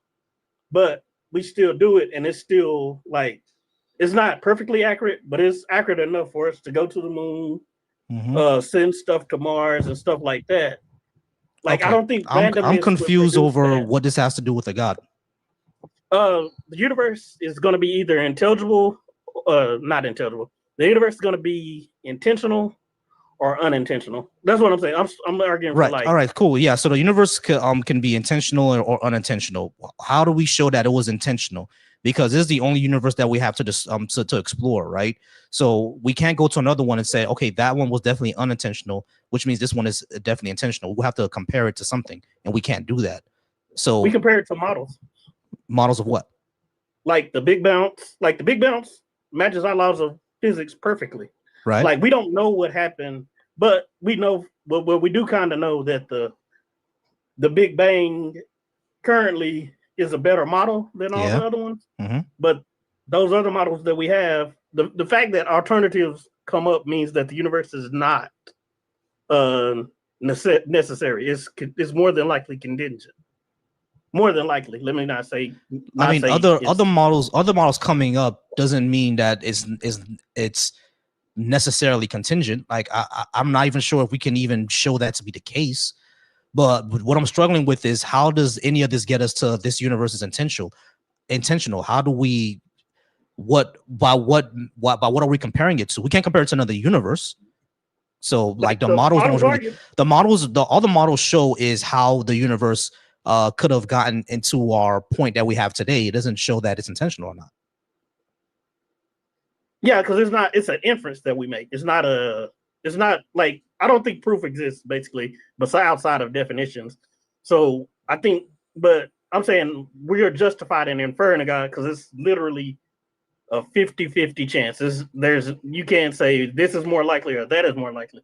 But that's what I'm saying. Like from my epistemology and my ontology, I would say God makes more sense if you consider that these things are exact and not exact, but they're pretty accurate to get us to where we are today as far as evolution and things like that. How do you infer God from that? Like how do you infer God from that and not a natural process that you don't understand yet? How did you rule out the other option? How did you rule out the option of the universe simply being a natural process that we don't yet understand? How did you rule that out? It's not. I would say it's like why would I don't think it's logically entailed that matter would conform to our laws of logic or our way of thinking if it wasn't. It's not our way of thinking or our ways of logic. It's simply what we see, and we wrote it down. Yeah.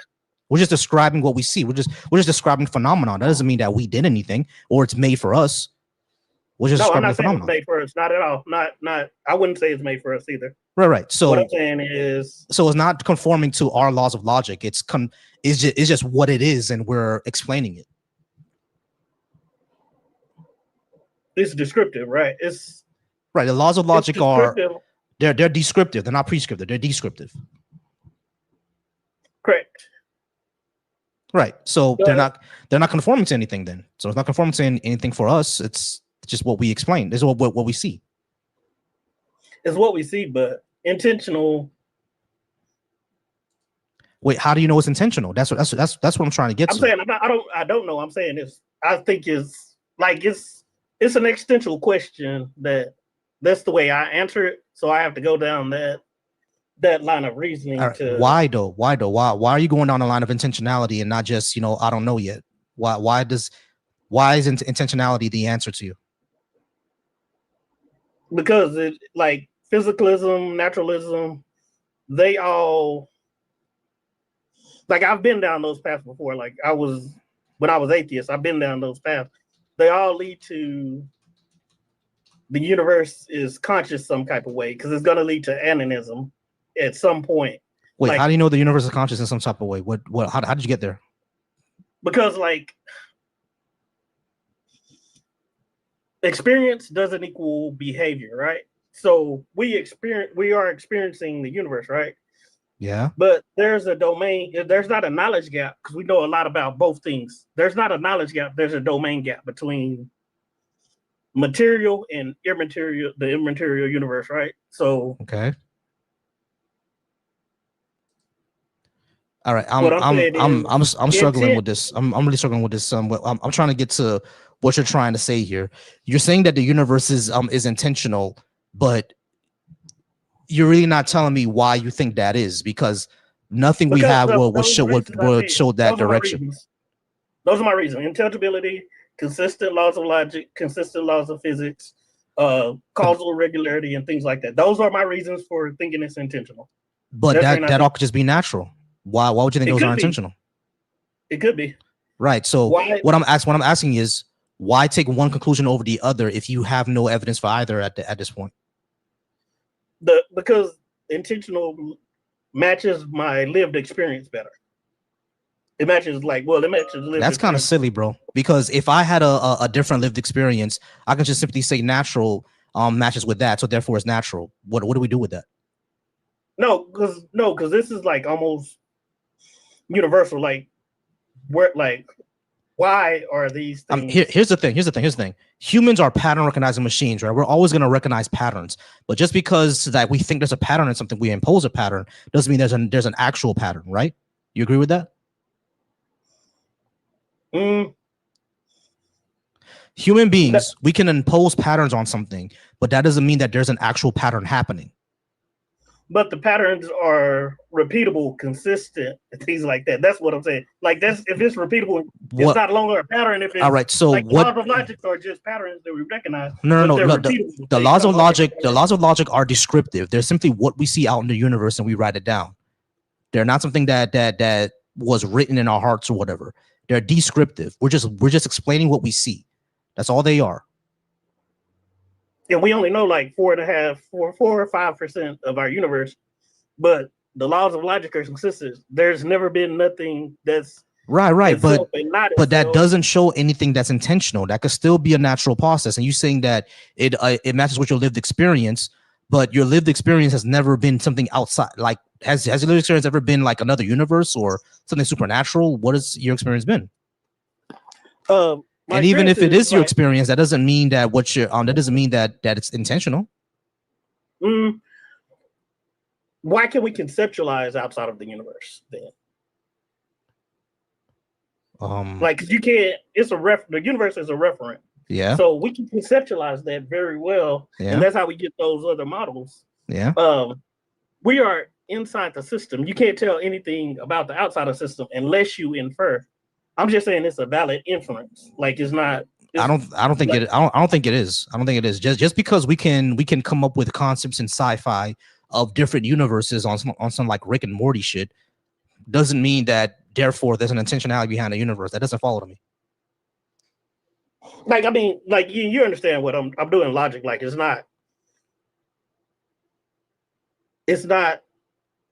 seems like it's more likely than not. Like, but why from though? your side is why though? Why is it more likely than not? Why? Because the lived experience that's almost universal, abstractions and things like that. That's very vague, man. That doesn't tell me anything. I ain't gonna lie to you, Professor. That really doesn't tell me anything. Like, what do you mean by that? Like, it's more likely that the universe is intentional because humans have experience. How does that follow? I don't get it. Okay, so everything that emerges, right, would share properties of whatever it emerged from. We know for a fact that consciousness is completely non-physical. There's no physical aspects of consciousness, but we say that it emerges from the brain, which is matter. That's the physical. That's the physical thing part of the brain. No, but consciousness doesn't have that. Like, first-person experience just has nothing physical to it. It's just my experience. Right. So, but your experience requires your brain and neurons firing, doesn't it? But no, aren't they separate? Like, first-person experience is non-physical. Third-person function is completely physical. There's a separation that's not like you can't get one from the other. Right. Because What I'm trying to say is that your experience requires your brain and neurons firing. Otherwise, you're not going to get any experience. No, that's not necessarily true. All right. How do you get experience without your brain and neurons firing? Have you ever been in sensory deprivation? Your brain and neurons are still firing. Yes. Right. So how do you get experience without it? Because you have no, there's no sensory, there's no. But your neurons are still firing even when you're in sensory deprivation. Your neurons are still firing. What I'm asking is, how do you get experience without that?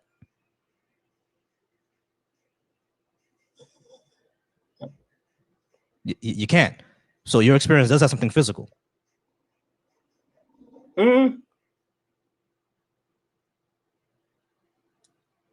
I don't necessarily agree with that, because it's like. All right. So have we ever seen someone having a conscious experience just like the rest of us, but we look at their brain and there's no neurons firing? Has that ever happened? We ever seen that?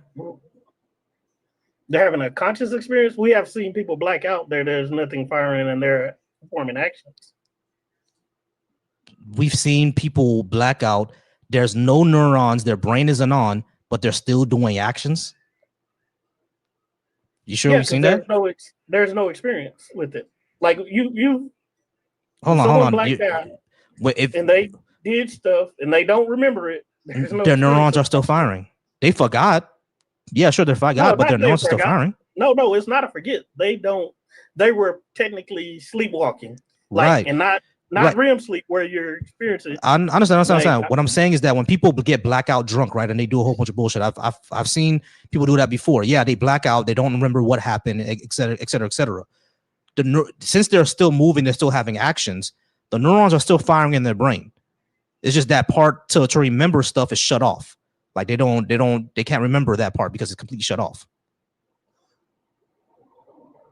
So they're not experiencing anything though.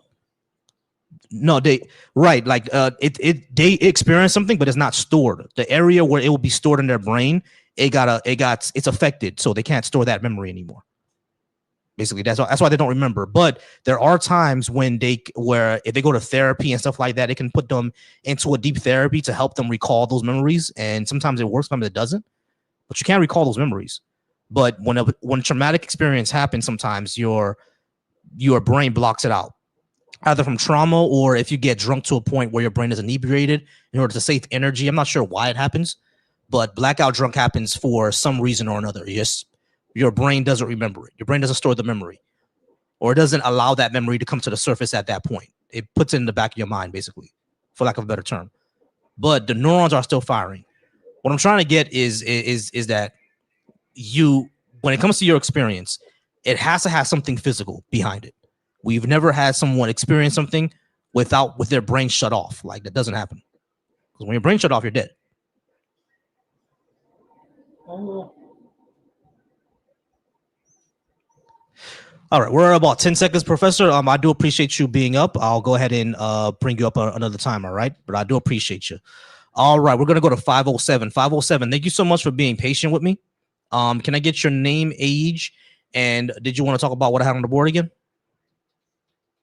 Yeah, hi, my name is Braden. My age is 17, and it's a pleasure to be here. How's your day going? I'm all right. Do you think you give me a good reason to believe in a God? Maybe. Why do you not believe in a God? I have no evidence that is true and is not necessary for me to live. By no evidence, what do you mean no evidence? Like, you haven't examined a reasonable one that has concluded you to think that? No, I'm talking about like literally no evidence. We have no evidence of anything supernatural. Like it's not demonstratable, it's not demonstrable, it's not testable, repeatable, any of it. Okay, so you don't. So that means you wouldn't believe in the Bible or anything because that wouldn't be suitable enough evidence to you? No. The Bible has a lot of like stories and historical fiction.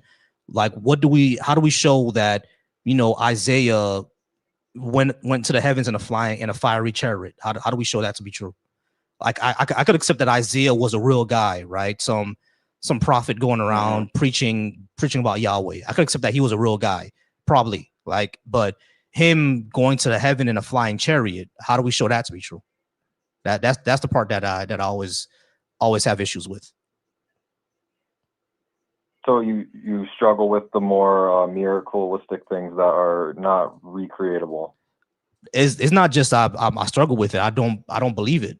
Like, there's no reason for me to believe that, because if I'm going to accept that story, why can't I accept that Zeus shoots down lightning from Mount Olympus, or that Lord Shango is blessing the Yoruba people in Nigeria, or that Orochimaru is the lord of the Japanese people? Like, well, like I would have to accept everything. Why would I just accept that one and not the others? Well, I suppose you'd have to look at the evidence that is according to it. And what I mean by evidence is you can say manuscripts and or anything along those lines, I suppose. Have you looked along those lines? Yeah. But again, like script claims of ancient people don't tell me anything. Because again, if we were to just take the claims of ancient people, why not worship Zeus? I honestly, I can't give a suitable answer to that. Yeah, all good. But yeah, that's the reason why I don't take scripture seriously, because if I'm gonna take that one seriously, I'm gonna take all the other ones seriously. And that would mean that there are tons of gods who exist, and that just puts us at a non-starter. But that's why I don't take scriptures seriously. It will have to be something else. Okay. Well, I honestly can't travel outside my lane and argue something I don't know, because I would just be saying a bunch of random stuff and it wouldn't make sense. So, not a problem. Hey, I appreciate you being up here, man. I'm sorry. Go ahead. Yeah, thank you. So, do you have like any other things that you might struggle with, maybe? Because I'm necessarily going to stay in my lane instead of sounding silly and saying stupid things. So, is there maybe a different thing that you might struggle with? Oh no, that's really it. How do we show the supernatural stuff to be true? Now, if we're ever able to show something supernatural, like on some like Ghostbuster shit, then yeah, I'll be like, okay, cool. Like, if there's something supernatural out there, there's another universal or realm of existence that we can kind of detect and test and get to and stuff like that, then I'm like, oh, okay, that's awesome.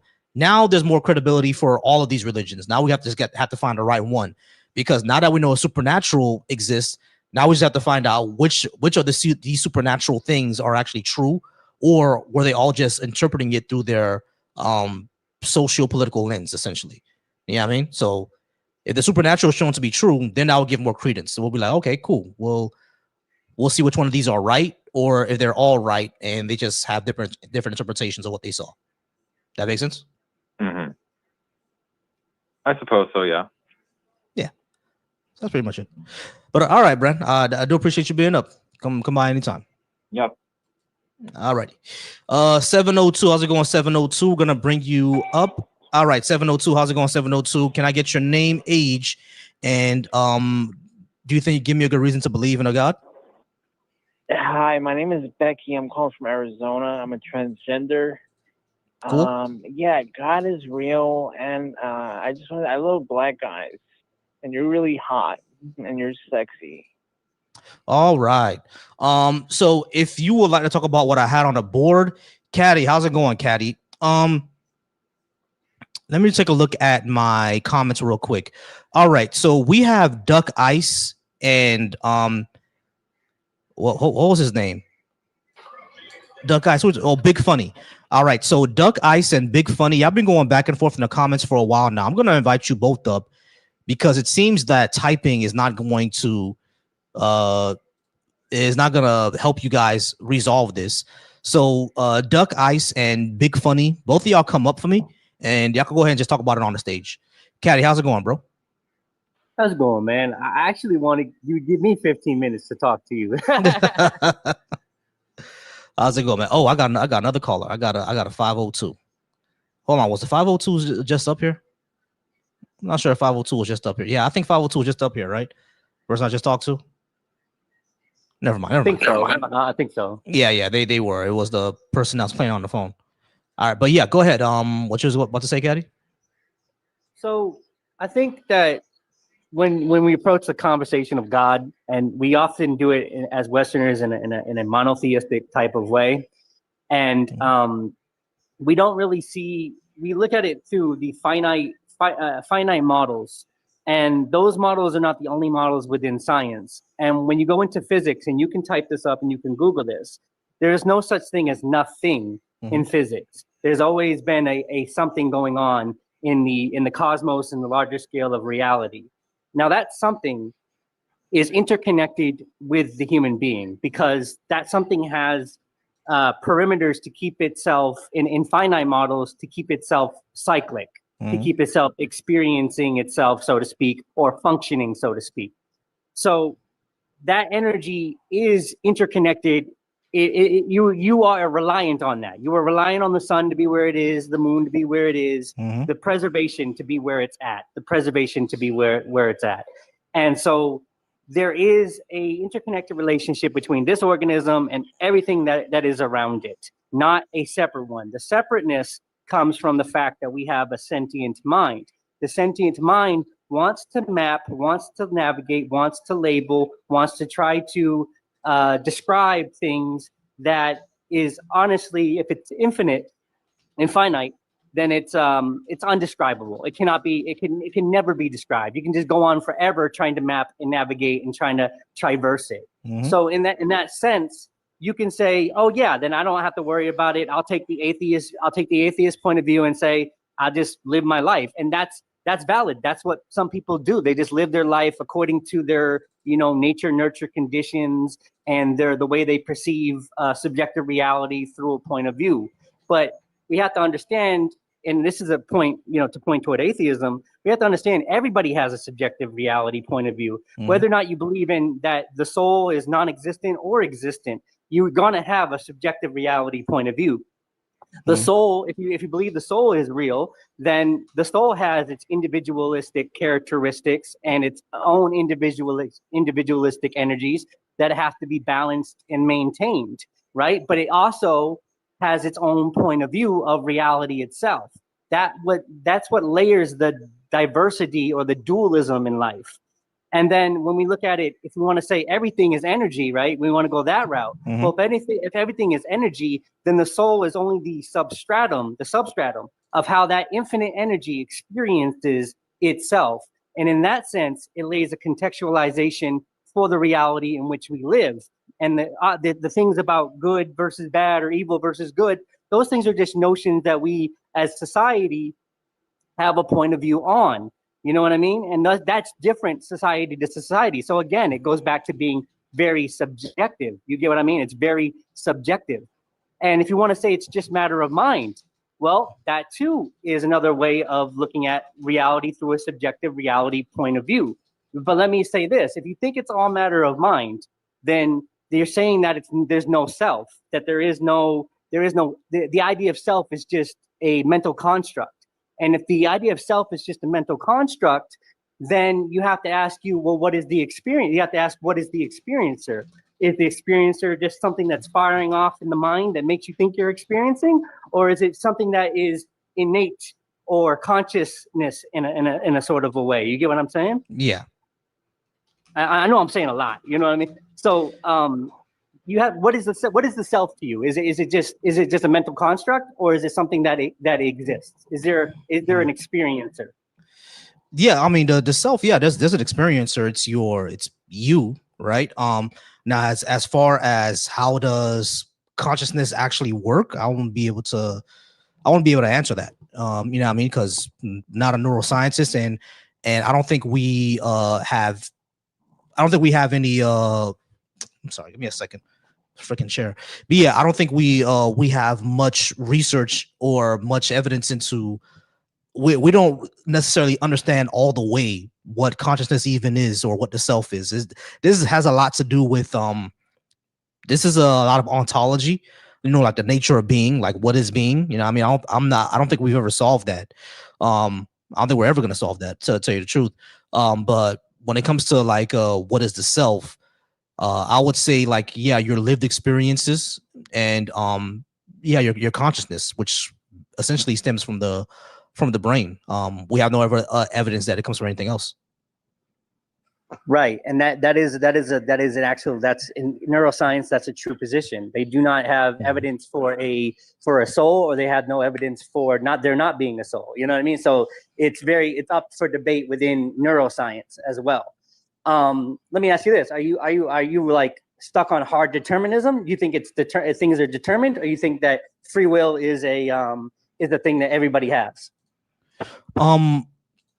I think free will is something that we have, and when I use free will, I don't mean in the way of, you know, since it's raining outside, I'm gonna go ahead and wear a rain jacket. Therefore, I don't have free will because the rain, you know, affected my decision to wear a jacket. I mean, basically, there's no one actually controlling you like a video game, right? Like, no one's playing The Sims with us. We're just here making our own decisions. We have the free choice and the free reign to make our decisions.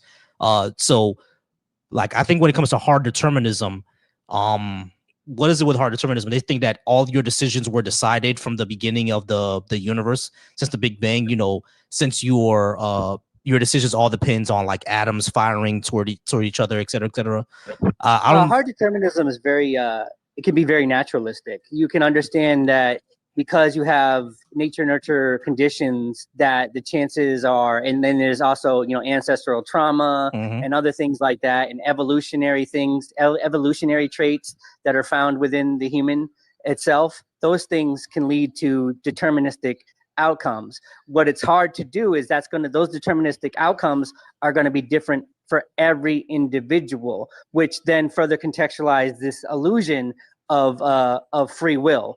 That, you know, you're going to gravitate to what you gravitate toward, not because it's predestined or predetermined, but because it's just the product of how your biology and your brain functions. You know what I mean? Yeah. So that's what the level of determinism is there. You know what I mean? It's not like, oh, it's preordained that you're going to do this. Listen, no, it's nothing like that. In fact, we can say that people who are in a state of less awareness are more likely to be, you know, gravitating toward what they think is the idea of the self, or what they think is their self.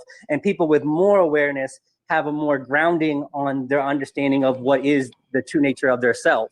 You know what I mean? Because, you know what I mean? That's what opens up the idea of, you know, oh, I have more control over my individual self, which leads to this illusion of, well, I have a more of a free will. Because with more awareness, you can operate better with understanding of your true nature. You get what I'm saying? If you're understanding of your true self, then from that point, you can operate with more control and more understanding of your nature to act accordingly to that, instead of trying to just scramble around what everybody thinks or what society has indoctrinated you with, or what has has been traumatized within your psyche over time. You know what I mean? Yeah, right. No, I could agree with that. Give me 1 second. All right. Hey, y'all, for y'all over on the YouTubes, right? This is why I always tell y'all to call in, because I don't necessarily go back and forth with the comments. Like over on the Black Atheist Coalition, Josie, I've already told you call in. Yeah, I mean, I already told you call in. Now you're saying that you don't want to argue with me. Then why are you here on the live responding to what I say? If you're in the comments responding to what I say, you obviously want to talk to me. So go ahead and just call in. But if you don't want to talk to me, then don't stay in the comments going back and forth responding to what I say. Like, call in then. That's what I'm telling you to call in, because it's like you're responding to things that I say, and then when I say call in, you don't want to talk to me. This is stupid. Just call in and express your opinion. I don't have, like, people who have watched me for a long time, they all know that I have no problem talking to someone calmly and having a good discussion, et cetera, et cetera. I've done that plenty of times on this live. But every single time I see y'all going back and forth, or y'all commenting, and y'all either insulting me or responding to something that I've said already, and I say, hey, just go ahead and call in so we can go ahead and talk about it. Y'all act like I'm asking y'all to do the worst thing in the world. Like, if you obviously have something to say about what I said, so the number's right there, and we could talk about it. We could discuss it, unless you think that your ideas can't hold up to scrutiny. Like, this is like, I don't know, man. Yeah, sometimes y'all are ridiculous.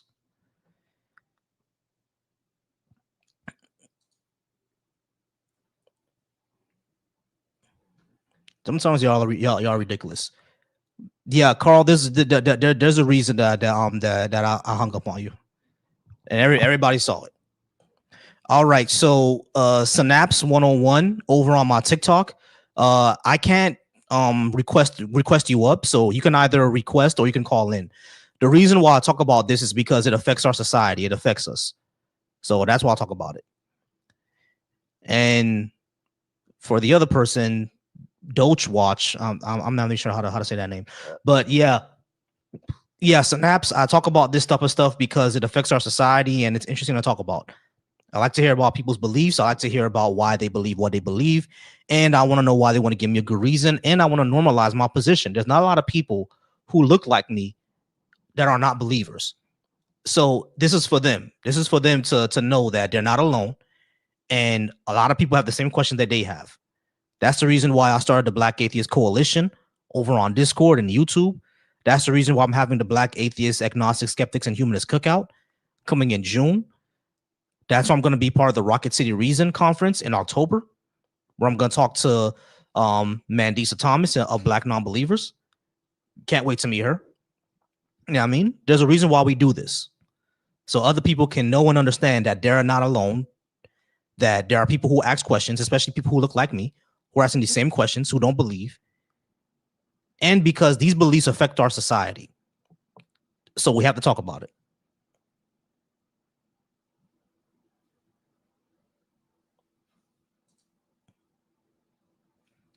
Not a problem, Xenon. I appreciate you being here, Xenon.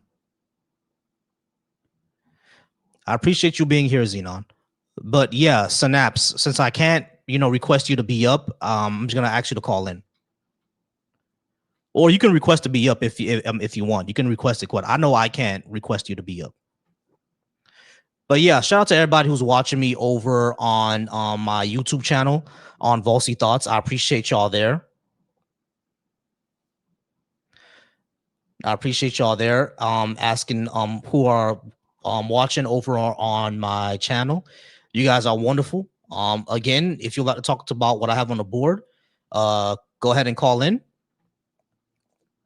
If you're watching me over from the Deconstruction Junction, shout out to McTime. McTime is always at the Deconstruction Junction. I know he's not only on mine, but I want to give a special shout out to McTime. Maybe we should, I want to talk to the Decon Junction, because I see McTime is always here supporting people. He's always here to support me, or they're always here to support me. I don't want to assume what your gender is, but they're always here to support me. So I appreciate that, McTime. You know what I mean? So shout out to McTime. And maybe that person should be a mod. We'll see. So and if you're watching me over on the Black Atheist Coalition, shout out to you as well. And over on the Black Atheist Coalition, this person that Josie said bye. She was here. She was in my comments for like an hour, responding to literally everything I said. And then when I said, "Hey, go ahead and come on up so we could talk about what you're talking about," what you're saying. And now that I said my monologue of, hey, just call in because you're going to waste your time just being in the comments, you obviously got to talk to me. Now she want to say bye. this is crazy. They get called out and they leave. Fucking cowards, bro. Fucking cowards, bro. All right. So over on the deconstruction junction, someone says Trump has been the best president of all time in the United States. I'm not sure how that's true. What do you got to say to that, Caddy?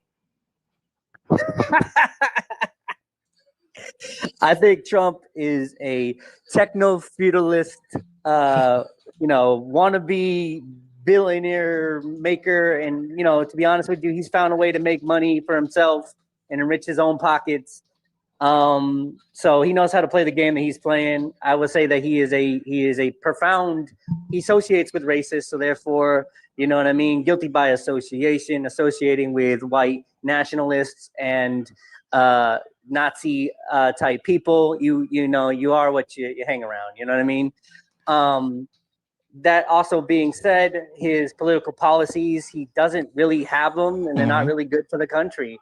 They're very divisive for the country. And well, if you look at his inner circle, again, to point it out, all white nationalists and techno-feudalists all up in his earpiece, and he's a puppeteer with a puppet master, you know what I mean, with certain puppet masters, and he gravitates to who's going to give him the biggest check. And that's my opinion about Trump. Yeah, that's basically my opinion about Trump as well.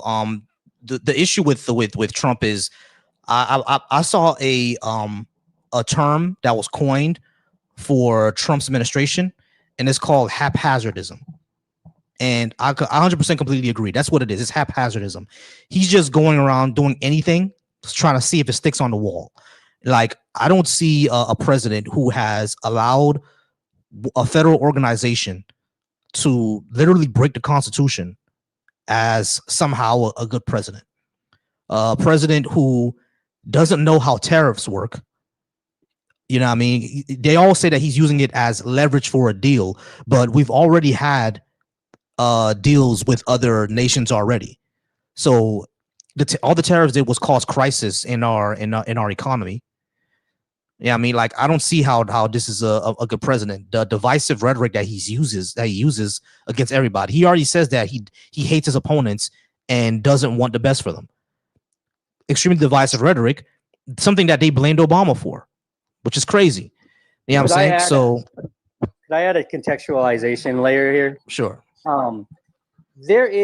We gotta understand that Abrahamic philosophy is native to the Middle East only. It is a dualistic, tribalistic, very heavy dualistic, tribalistic philosophy. It views very black and white, very evil versus good standards of the world and reality itself. And when we talk about, colonization, largely they were hugely responsible for the colonization of all indigenous peoples. And that's included white folks as well. When we get to America and European colonization and European descendants into America, those people were not necessarily the best people fleeing Europe to go to the quote unquote new world. It really wasn't a new world, as we know. The Native Americans were there way before anybody else. So, the idea of, whiteness is something that got united among the rich. The rich did that. They said, oh, we got these Catholics that don't agree with these Christians. We got these Irish that don't agree with these Italians. And then they found their others to discriminate against and to be mad about. And that's just, the indoctrination of Abrahamic philosophy, Abrahamic dualism is heavy within the United States and heavy in the world. And it goes hand in hand with capitalism. And it always has. If you look at the history of Abrahamic empires, they are really about their strong strength in their trade, and the way they used to butter up the trade is through missionary work and other things of that particular nature. Today, Trump targets a Abrahamic base because it is a huge part of the indoctrination in America. So he targets that base, gets those numbers, and this whole westernization, globalization with colonization is a real thing. And it is involved largely around capitalism. And capitalism is the dilution of culture. Capitalism doesn't care what what race, what culture you're from. It just wants to make you a commodity, giving it fuel. You know what I mean? And over time, it dilutes culture. And this is the thing that we can argue, that white people traded it in their indigenous culture a long time ago for capitalistic power. And when we look at power dynamics, yes, white people hold the majority of power dynamics within the United States because of colonization. And when we get into how the two are associated, colonization and Abrahamic belief, they are very much associated within their history. And that is a hard point that Abrahamics do not want to acknowledge, because they only want to focus on Abrahamic scholarly history rather than actual historic history, as you know. Yeah, exactly. Exactly. I mean, I've said the same thing about the dangers of Abrahamic beliefs already, because I've always said that after the slave trades, like Christianity and Islam are like the worst things that happened to Africa. You know what I mean? And what's crazy about that is that that's Christianity in Africa Christianity and Islam came to Africa through the slave trades. You know what I mean? Probably except for the eastern part, like Ethiopia and stuff like that. You know what I mean? But for the rest of it, yeah, that's how it got there. That's how it got to the main parts of Africa that we're all from. That's how Christianity got there, through colonialism, through slavery. You know what I mean? Through force, through the sword. So it's just one of those things where I don't see myself ever going back to, or having a point to go back to. What up, Coco? Yo, what up? What's going on, bro? Good to see you. How's it going, bro? I'm doing pretty good. You're up here cooking Christians, bro. Yeah.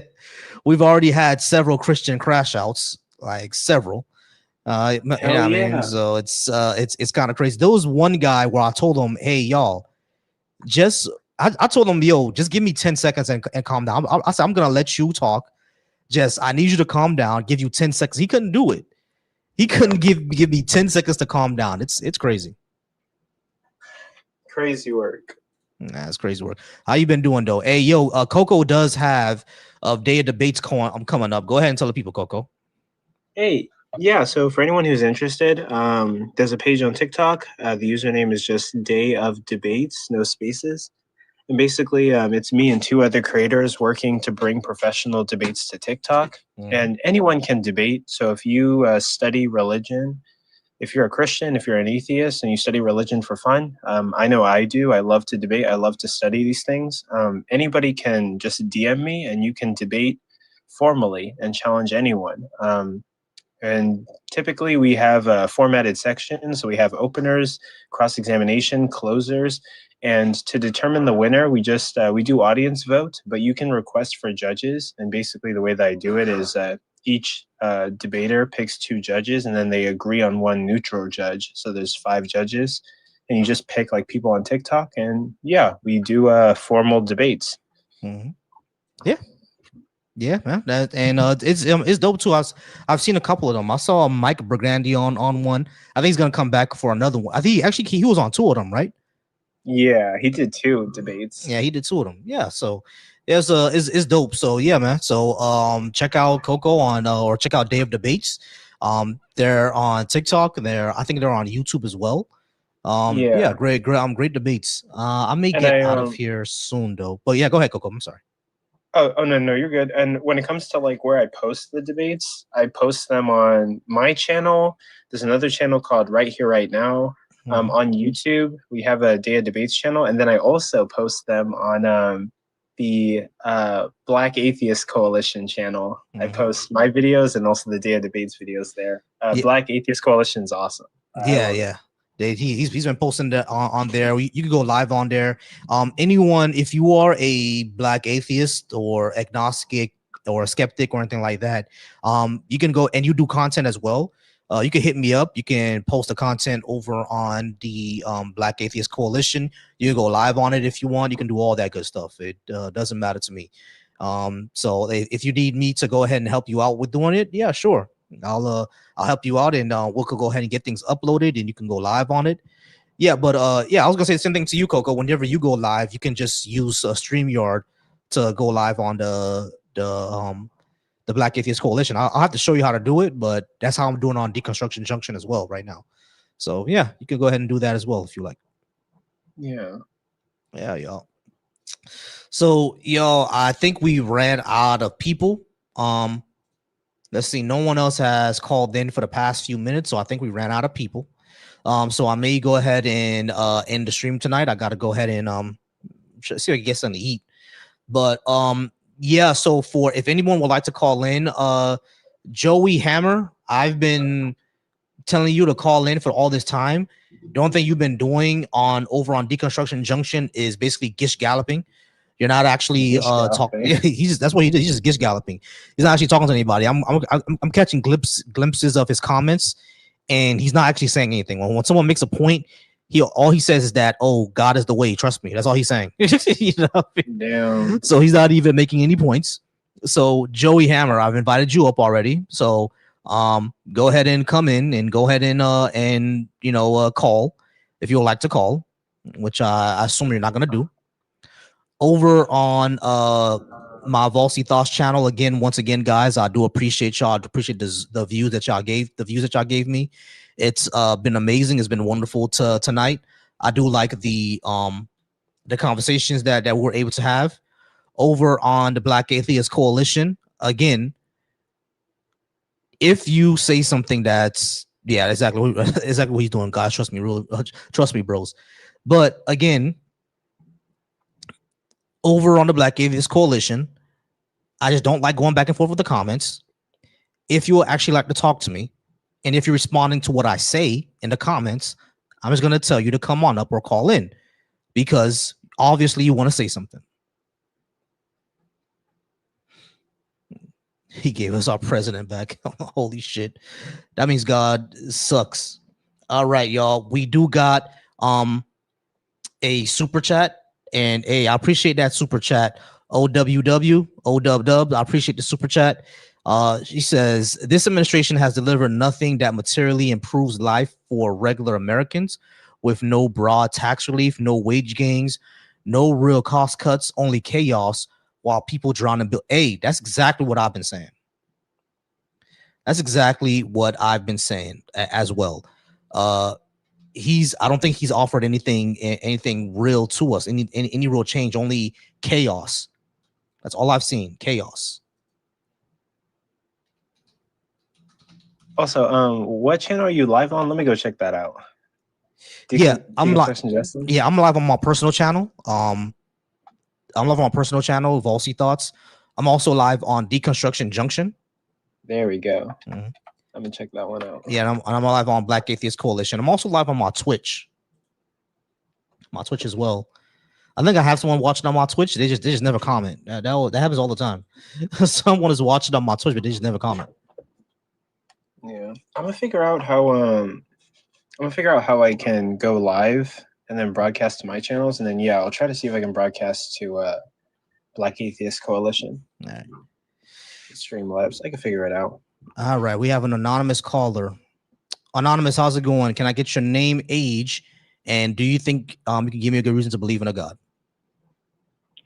Oh yeah, sure. My name's Carlos, and I'm 21, and I can give you a reason to believe in a God.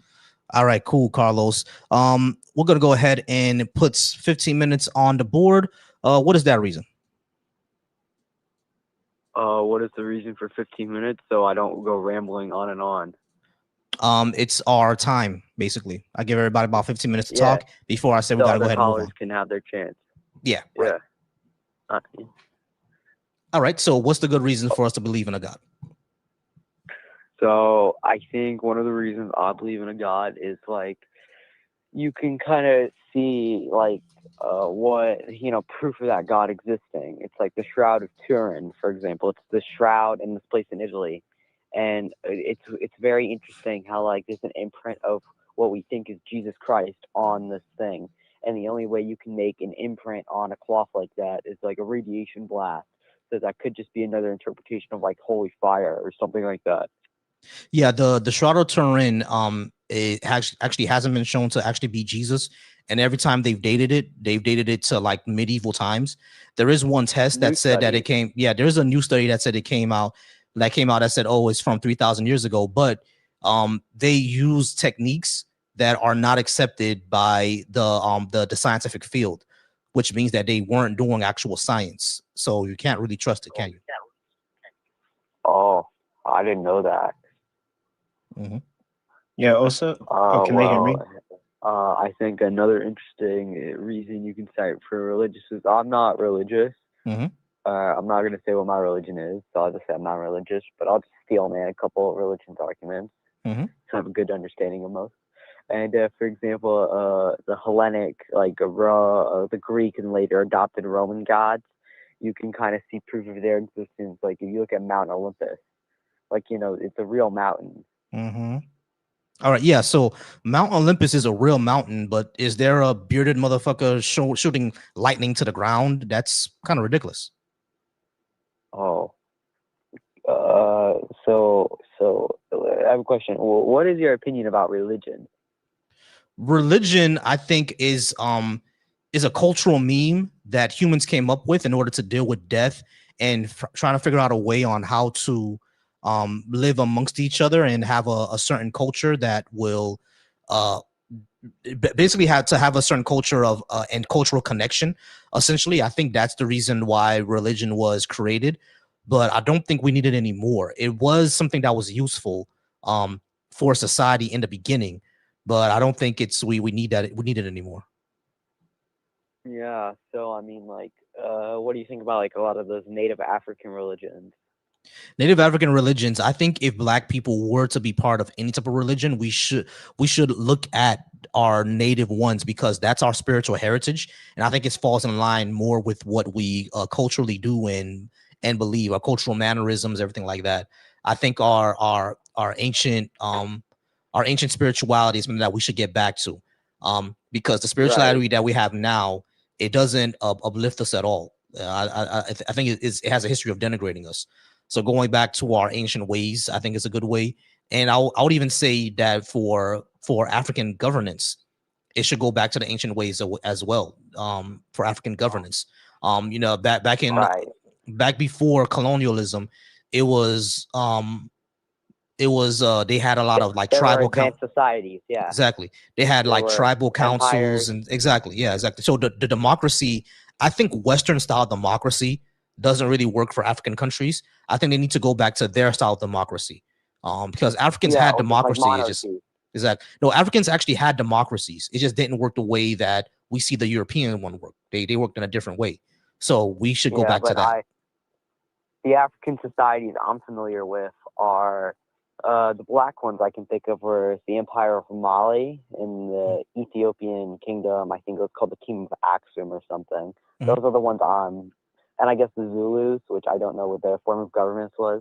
Yeah, there were also those in Angola. I forgot what it was called. Yes, Angola. Essentially, that's what it was called. Yeah, the ancient Angolans. They had actually the Botswanans. Actually, matter of fact, yeah, that's Angola. Yeah, that's Angola. Yeah, so Angola around around the area where you see Botswana today, they actually had a form of governance where they would rotate who the king would be every like 10 or 15 years, and they would actually vote for the people under them as well. The different villages would vote for their chief and etc., and they would take their issues up to the king, and the king will be voted for as well. If the king falls out of favor with the people, they can vote on a new king. You know what I'm saying? So that's how to my it knowledge, worked. they had sorry to cut you off, but to my knowledge, they had a similar system in, I think, Europe. I think in a couple countries early on, in like Norway and Scotland, I think it was an elective monarchy. Like, yeah, your son could inherit like the title, but you know he had to be elected upon your death. Right, exactly. Of the sort. So that's an interesting system, and I think it's worked before for societies in Africa and Europe. I don't know about Asia or the Americas, but yeah, it's very interesting. I mean, like, what about the non-Black societies in Africa? Like, there's notable societies that aren't Black in Africa, not like white people colonizing, but I mean like ancient Egyptians, Berbers. Berbers are like their own thing, but ancient Egyptians are Semitic, related to like the Arabians and I guess the Israelites. Yeah, what about them? I mean, it's like, in your view of Pan-Africanism, what do you think about them? Because they're, very different from the rest of the Africans, but they're still in Africa. If they don't view themselves as African, then they wouldn't be included in Pan-Africanism. It's only those who actually view themselves as African. Now, from what I've heard from people over in Egypt, a lot of Egyptians do view themselves as African. Yeah, I mean, they were like, yeah, we're African. Yeah, they'll say that. But for a lot of northern Africa, they don't really view themselves as African. They view themselves as more Arab. Yeah, I mean, that's because they were only Arabized. Or Berber, That's only because they were Arabized, and like I would say, like in a way, I feel sorry for them because they've given up a lot of their own heritage and spiritual heritage as well. But I do know that there are people who are pushing back against that, like the Amazighs and some Berber tribes. They are pushing back against pushing back against being, just Arab. They may speak it. I think that's a good thing. Exactly. Yeah, I think that's a good thing too. They may speak it, but they're their own thing. Like Amazigh is an actual language as well. And Berbers have Berber. their language as well. Tuaregs as well, because the Tuaregs are a Berber ethnic group, but they're darker. They're noticeably darker than everybody else, but they're Northern African. You know what I mean? And you would see that the Tuaregs view themselves more as African than like a lighter skinned Arabized Berbers do. You see what I'm saying? So it's just one of those things because they were othered as well. Someone requested, but they're not here anymore. But yeah, so that's what I would say about that. It's complicated, but Yeah, I remember many streams ago, like this has to be 10 streams ago at least. You were talking about to this one person, I forget what their name was, but they were talking about like Islam in Mali. What do you think about the Islam in Somalia? They're very kind of far Islamic there. Yeah, because a lot of Somalians today view Islam and being Somali as one and the same. You know what I mean? Like there is no Somali without Islam. Like a lot, I've heard that a lot from Somalis. But when I say, even though there is a native faith there, I think it's called like Wakahi or something. I don't know. Exactly. There's I butchered the name. No, that's right. Yeah. Wakahi. That existed both in Somalia and in Ethiopia. They had their own indigenous thing before Christianity and Islam got there. I think they should go back to to that as well. I don't think Islam did anything for Somalia. Do you think?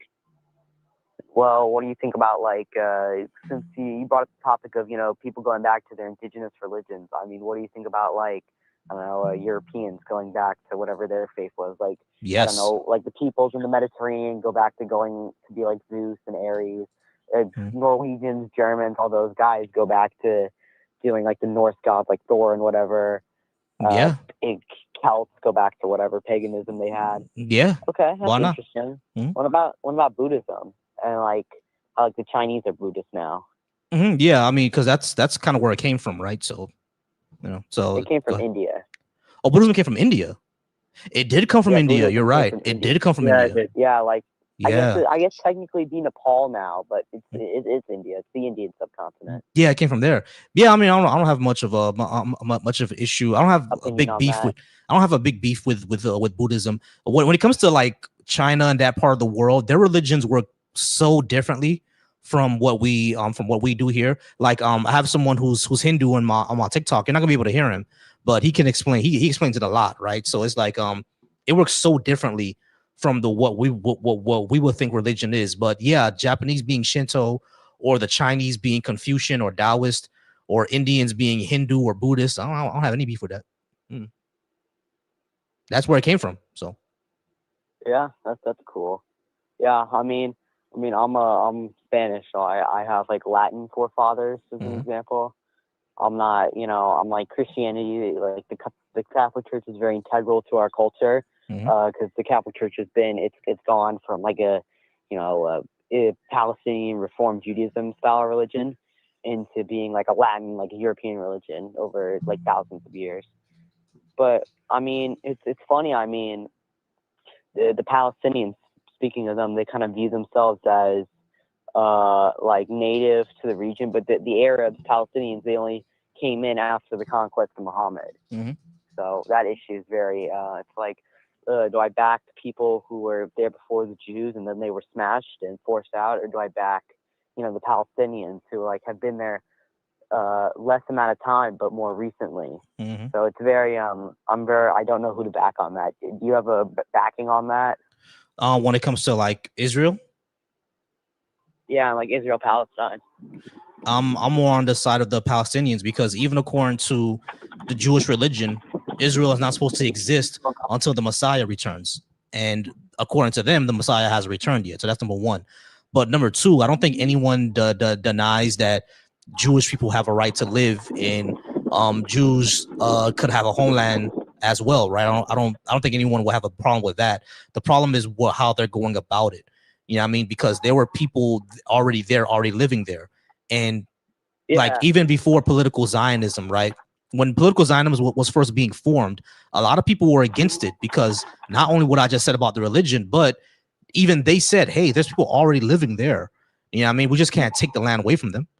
So it's it's one of those things that I'm like, nah, I'm not with what they're doing.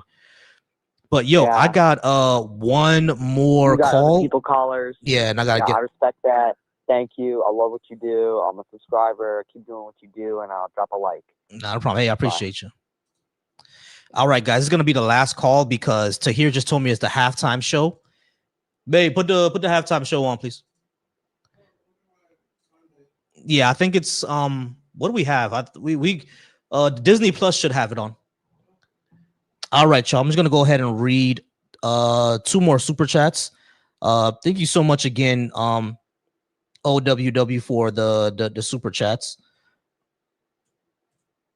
All right, OWW once again says in the super chat, this administration has not helped the average American because it has not passed any major laws that lower core living costs or raise wages, leaving people stuck and raising bills with no relief. Hey, exactly. That's exactly one of my issues with them. And once again, OWW, thank you so much for the $5 super chat. Dude who said Trump is the best president. What did you buy? A pardon? Or are you even a billionaire? Yeah, facts. Like, you're not even a billionaire. Like it's always strange to me how people who are not billionaires defend the billionaires. It's always strange to me. Hey, Caddy Coco, I still see y'all up on the stage. Give me 1 second, all right, guys? 561. How's it going? 561. Can I get your name, age, and do you think you give me a good reason to believe in a God? Chris, 38. And I can't give you a good reason because what it sounds like is that you may not believe in God from the jump, and it's a little skepticism in the question, or that you really don't believe. You just want somebody to, just to debate with. I can't give you a reason, but I do believe in a Christian Judeo God, Jesus. Reasons that I believe in him. Gotcha. Give me 1 second. Give me 1 second. No. Babe, it's on Peacock. Go to Peacock. Thanks, babes. But yeah, Chris, go ahead. Okay.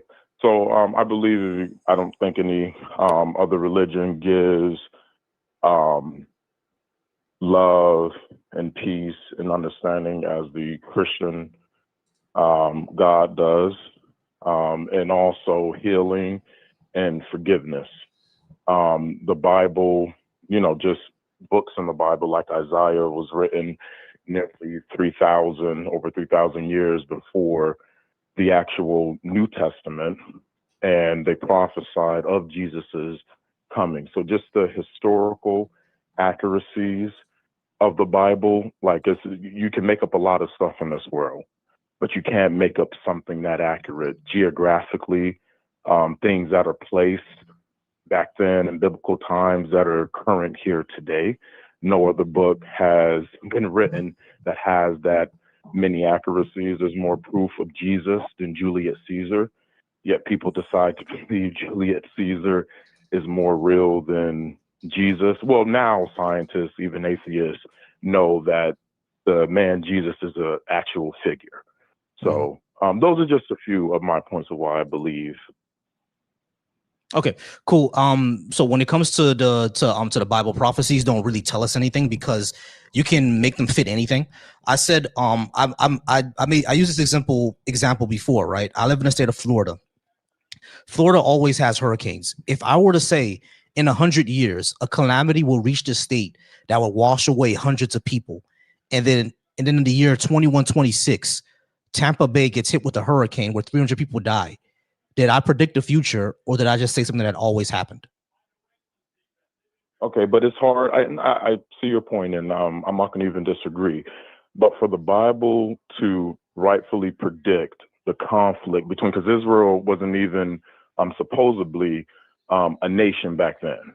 You know, when they say this was God's chosen people. So to center the conflict of the world in the Middle East, Israel, if you know the map, is surrounded. They're just a little speck on the, you know, if you look at a world map in the Middle East, they are tiny, very small. And for the Bible to accurately predict that Israel would be surrounded by its enemies thousands and thousands of years ago, where geographical boundaries were not even drawn.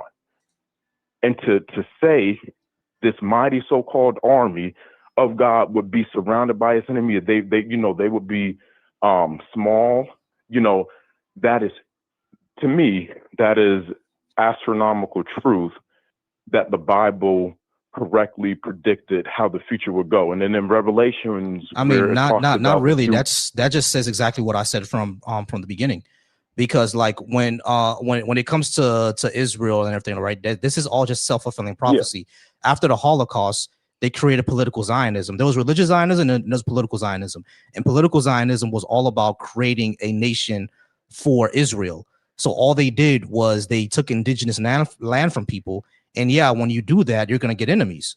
So all they really did was do something that was like self-fulfilling.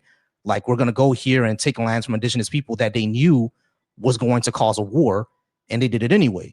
So like I don't see this as something that they predicted. It's something that, like I said before, always happens. The same thing happened to America. Okay. They were surrounded by enemies when they first started the United States, because the Native Americans didn't like them, right? So it's like, we can say that the Bible predicted America, if that's the case. Like, it's one of those things that it predicts basically what's always going to happen. You see what I'm saying? It's like something like that has always happened. You know, like, we can say that it predicted Haiti too, because when Haiti declared independence from France, they were also surrounded by enemies because Spain ruled the other part of the island. That's not where the main conflict. Right, but that's not the main conflict of the world either. The main conflict of the world happening right now is in Ukraine. No, the main conflict of the world is still the Middle East. All of the superpowers. Who made? Wait. According to who is that the main conflict of the world? According to who? The main conflict of the world, you go by longality, the length of the conflict first, and the amount of, you know, superpowers involved in that thus said conflict. Although Ukraine is, you know, a significant war, it does not have the history that Israel versus Iran has. It does not have the history of the bloodshed that those countries in the Middle East have shared. Historically, you can't compare the two at all. But yeah, so what though? That doesn't mean that it's the center point of the world. Like, fuck those people. I don't care about them. No. What they have the longest ongoing conflict to date historically. So dating back. So that's pretty significant. So when right now, actually, as it is, they're working. Actually, the longest ongoing conflict is the civil war in Myanmar. Okay, and that's a significant war that everybody knows about, that you didn't just have to Google. That's a war that every single person knows about. That's a war that you can name date. But that's irrelevant. People have died in. That's irrelevant. It is relevant. It's very relevant. No, it's not. It's not relevant. It's not relevant. The reason why it's not relevant because you said this is the longest war, right? So I had to go ahead and look that up just to make sure. Significant war. Hold on. So a civil war that kills millions of people is not significant? Okay, which war did you just list? Myanmar, the civil war in Myanmar. And you know about this war? When did it begin? Without Googling, 1948. Without searching it up. When did it begin? 1948. 1948. Mm-hmm. 1948, Israel became a nation. You're talking about first century when Israel was captured by Rome. You're talking way before. You just said it just started in 1948. Hold on.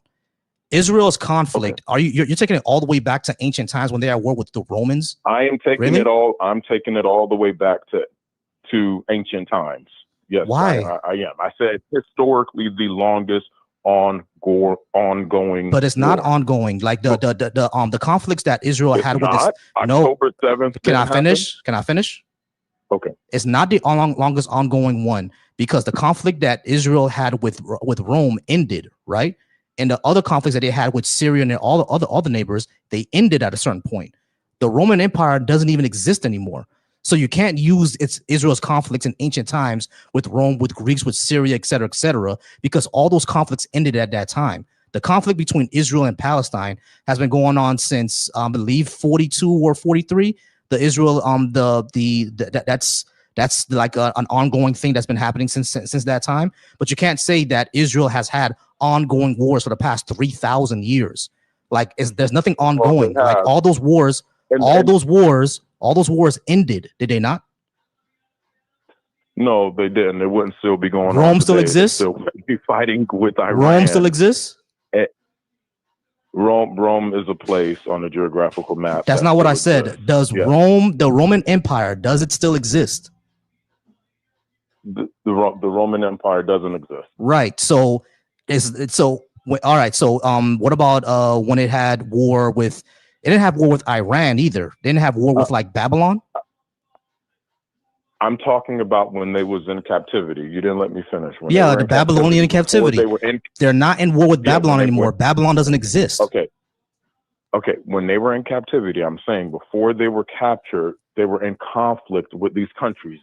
With who? Present day Palestine. Present day Palestine. If No, they weren't. You know, you don't believe in the Bible. They weren't at war with present day Palestine. I'm gonna listen. They're not at war with present day Palestine, bro. They were not at war with present day Palestine back then. So what you're saying is present day Palestine, they're not at war with them today. No, that's not what I'm saying. What they're at war. They're at war with them today. What I'm saying is that present day Palestine, like, is that's when you say that, like, when you say that they're still at war with present day Palestine, and you're taking it back to ancient times, what exactly do you mean? What country are you talking about? So Judea. So Palestine was named Palestina from, you know, the Israel's enemies, right? Who were the Philistines back in biblical times. And when they were captured by Rome, they renamed the land Judea to Palestina. So when they were in conflict back then, biblical times, transitioned to Rome when they were captured, and then it's been this ongoing battle for land, for supremacy, whatever you want to say is for. I say for biblical relevance, and they've been at conflict this whole time. Okay. The war that you just listed was in 1948. So the Philistines are not the Palestinians. It's it's Israel's enemies. So who is Palestine? Hold on. We'll work this out. Hold on. You can't just skip over what I said, bro. You said I'm that not they've been. skipping over. Yes, you are. Yes, you are. Yes, you are. Yes, you are. I'm asking you, who is Palestine in the Bible? They're not in the Bible. I'm not skipping over. The Palestinians. You're wrong. Palestinians descend from multiple different people, not just the Philistines, or not even the Philistines. The Philistines are not one of them. The Philistines are not one of the people that the Palestinians descend from, but they descend from other Canaanite people, even the ancient Israelites as well. Some Palestinians are also descendants of the ancient Israelites, and the Philistines are not one of the people that the Palestinians descend from. At least I'm talking about the modern Palestinians that we see today. They're not one of those people. So to say that Judea was at war with Philistine and they're at war with Philistine today is crazy, because Philistine doesn't exist anymore. That's one thing. And not only that, if I'm not mistaken, in the Bible, the war with Judea and Philistine ended. So it's not like they declared war under King David and that war has lasted all the way into today and never signed peace treaties, never had a pause, never ended, et cetera, et cetera. Philistine doesn't even exist anymore. These are completely different people, bro. Okay, so you muted me. Thank you for not, because normally people will get their point across and not let the other speaker talk. But like I was saying, you said they descended from certain parts. So you're saying you have historical facts and evidence that no descendants of Palestine came from from any of the Philistine tribes, but you just listed that they did come from the Canaanites and other enemies of Israel. And So Israelites. you're Palestinians are also descendants of ancient Israelites.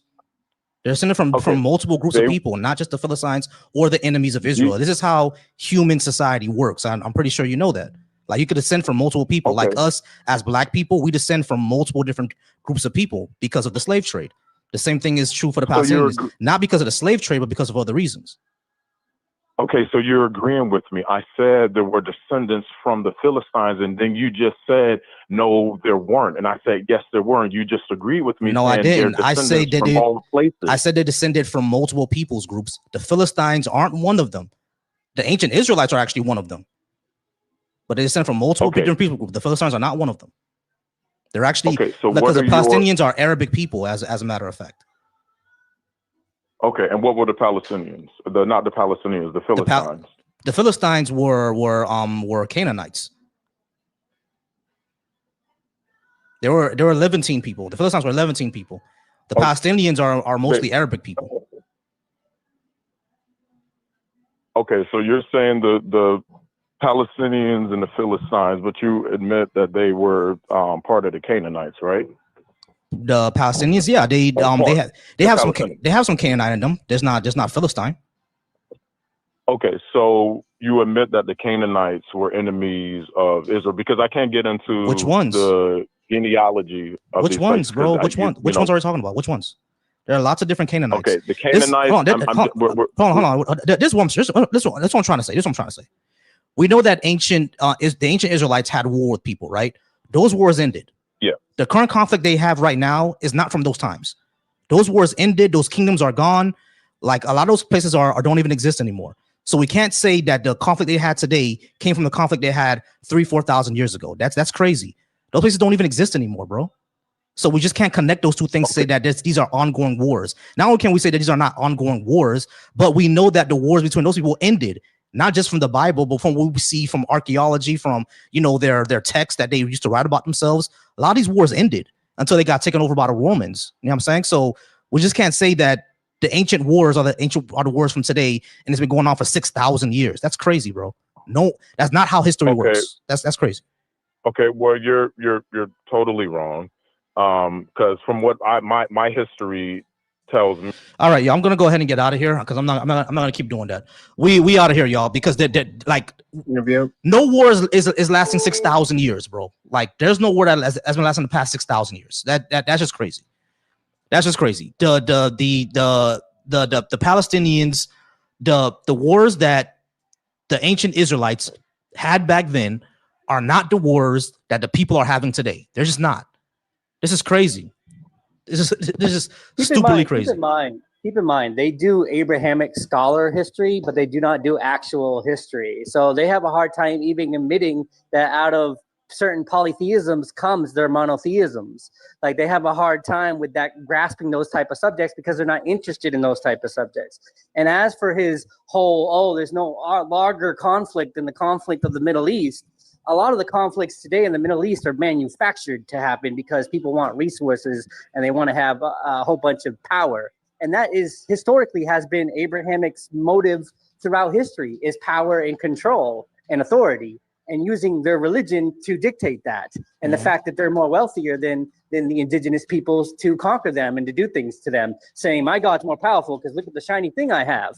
You know what I mean? It's the whole attitude that they have. Like that whole, it's just like I said, the dualistic philosophy that's very tribalistic and always has been. And, when you do your research of what polytheistic religions it comes out of, it's just, you're not surprised. You know what I mean? Like, exactly. Zach, what you were saying, Coco? Oh, no, I totally agree with you. Like, wait, what war was lasting the last, he said 6,000 years? That's fucking crazy. Yeah, that's insane. That is insane. You know how much research would be done on that if the past 6,000 years there really was a war. That's insane, man. That and just like how I said before, the wars that were existed back then, those kingdoms, those societies, they don't exist anymore. There is no Philistine anymore. It doesn't exist. what I'm saying? So it's like saying that those wars are still happening because they're at war with Palestinians now is stupid. And then he tried to say that Palestinians are descendants of the Philistines. They're not. This is just crazy. All right, Kush, come back on Thursday, Kush, because that's when I'm going to be back on. I see whoever this person was going to be, MGM. They're not coming up, so we're just going to go ahead and end it here. Been on for 3 hours. Hey, I appreciate y'all. For everybody who's over on my channel on Volcy Thoughts, I appreciate y'all for being there. Good amount of views. For everybody who's over on the Deconstruction Junction, I appreciate you there as well. Great amount of views. For everybody who's watching me from the Black Atheist Coalition, I definitely appreciate y'all there. Go ahead and tell the people where they can find you, Caddy. Oh, you can find me on my channel where I talk about indigenous spirituality. I also talk about my own beliefs, which is Hinduism, and I talk largely about the different types of traditions in Hinduism and the different type of philosophical schools in Hinduism. And one of those is, for the atheists, one of those philosophical schools is Advaita Vedanta. That is a very atheistic, philosophical school within Hinduism. Definitely. And tell the people where they can find you, Coco. Hell yeah. If you want to find me, I also go live. I host debates. I debate people on TikTok. My main channel is Mr. Coco3, so mr.co.co3. I'm an agnostic, but I'm very skeptical of Christianity, documenting my journey to figure out what to believe in. And I host a space where the best ideas win. And then, if you want to check out my Day of Debates stuff on TikTok, that's Day of Debates, no spaces.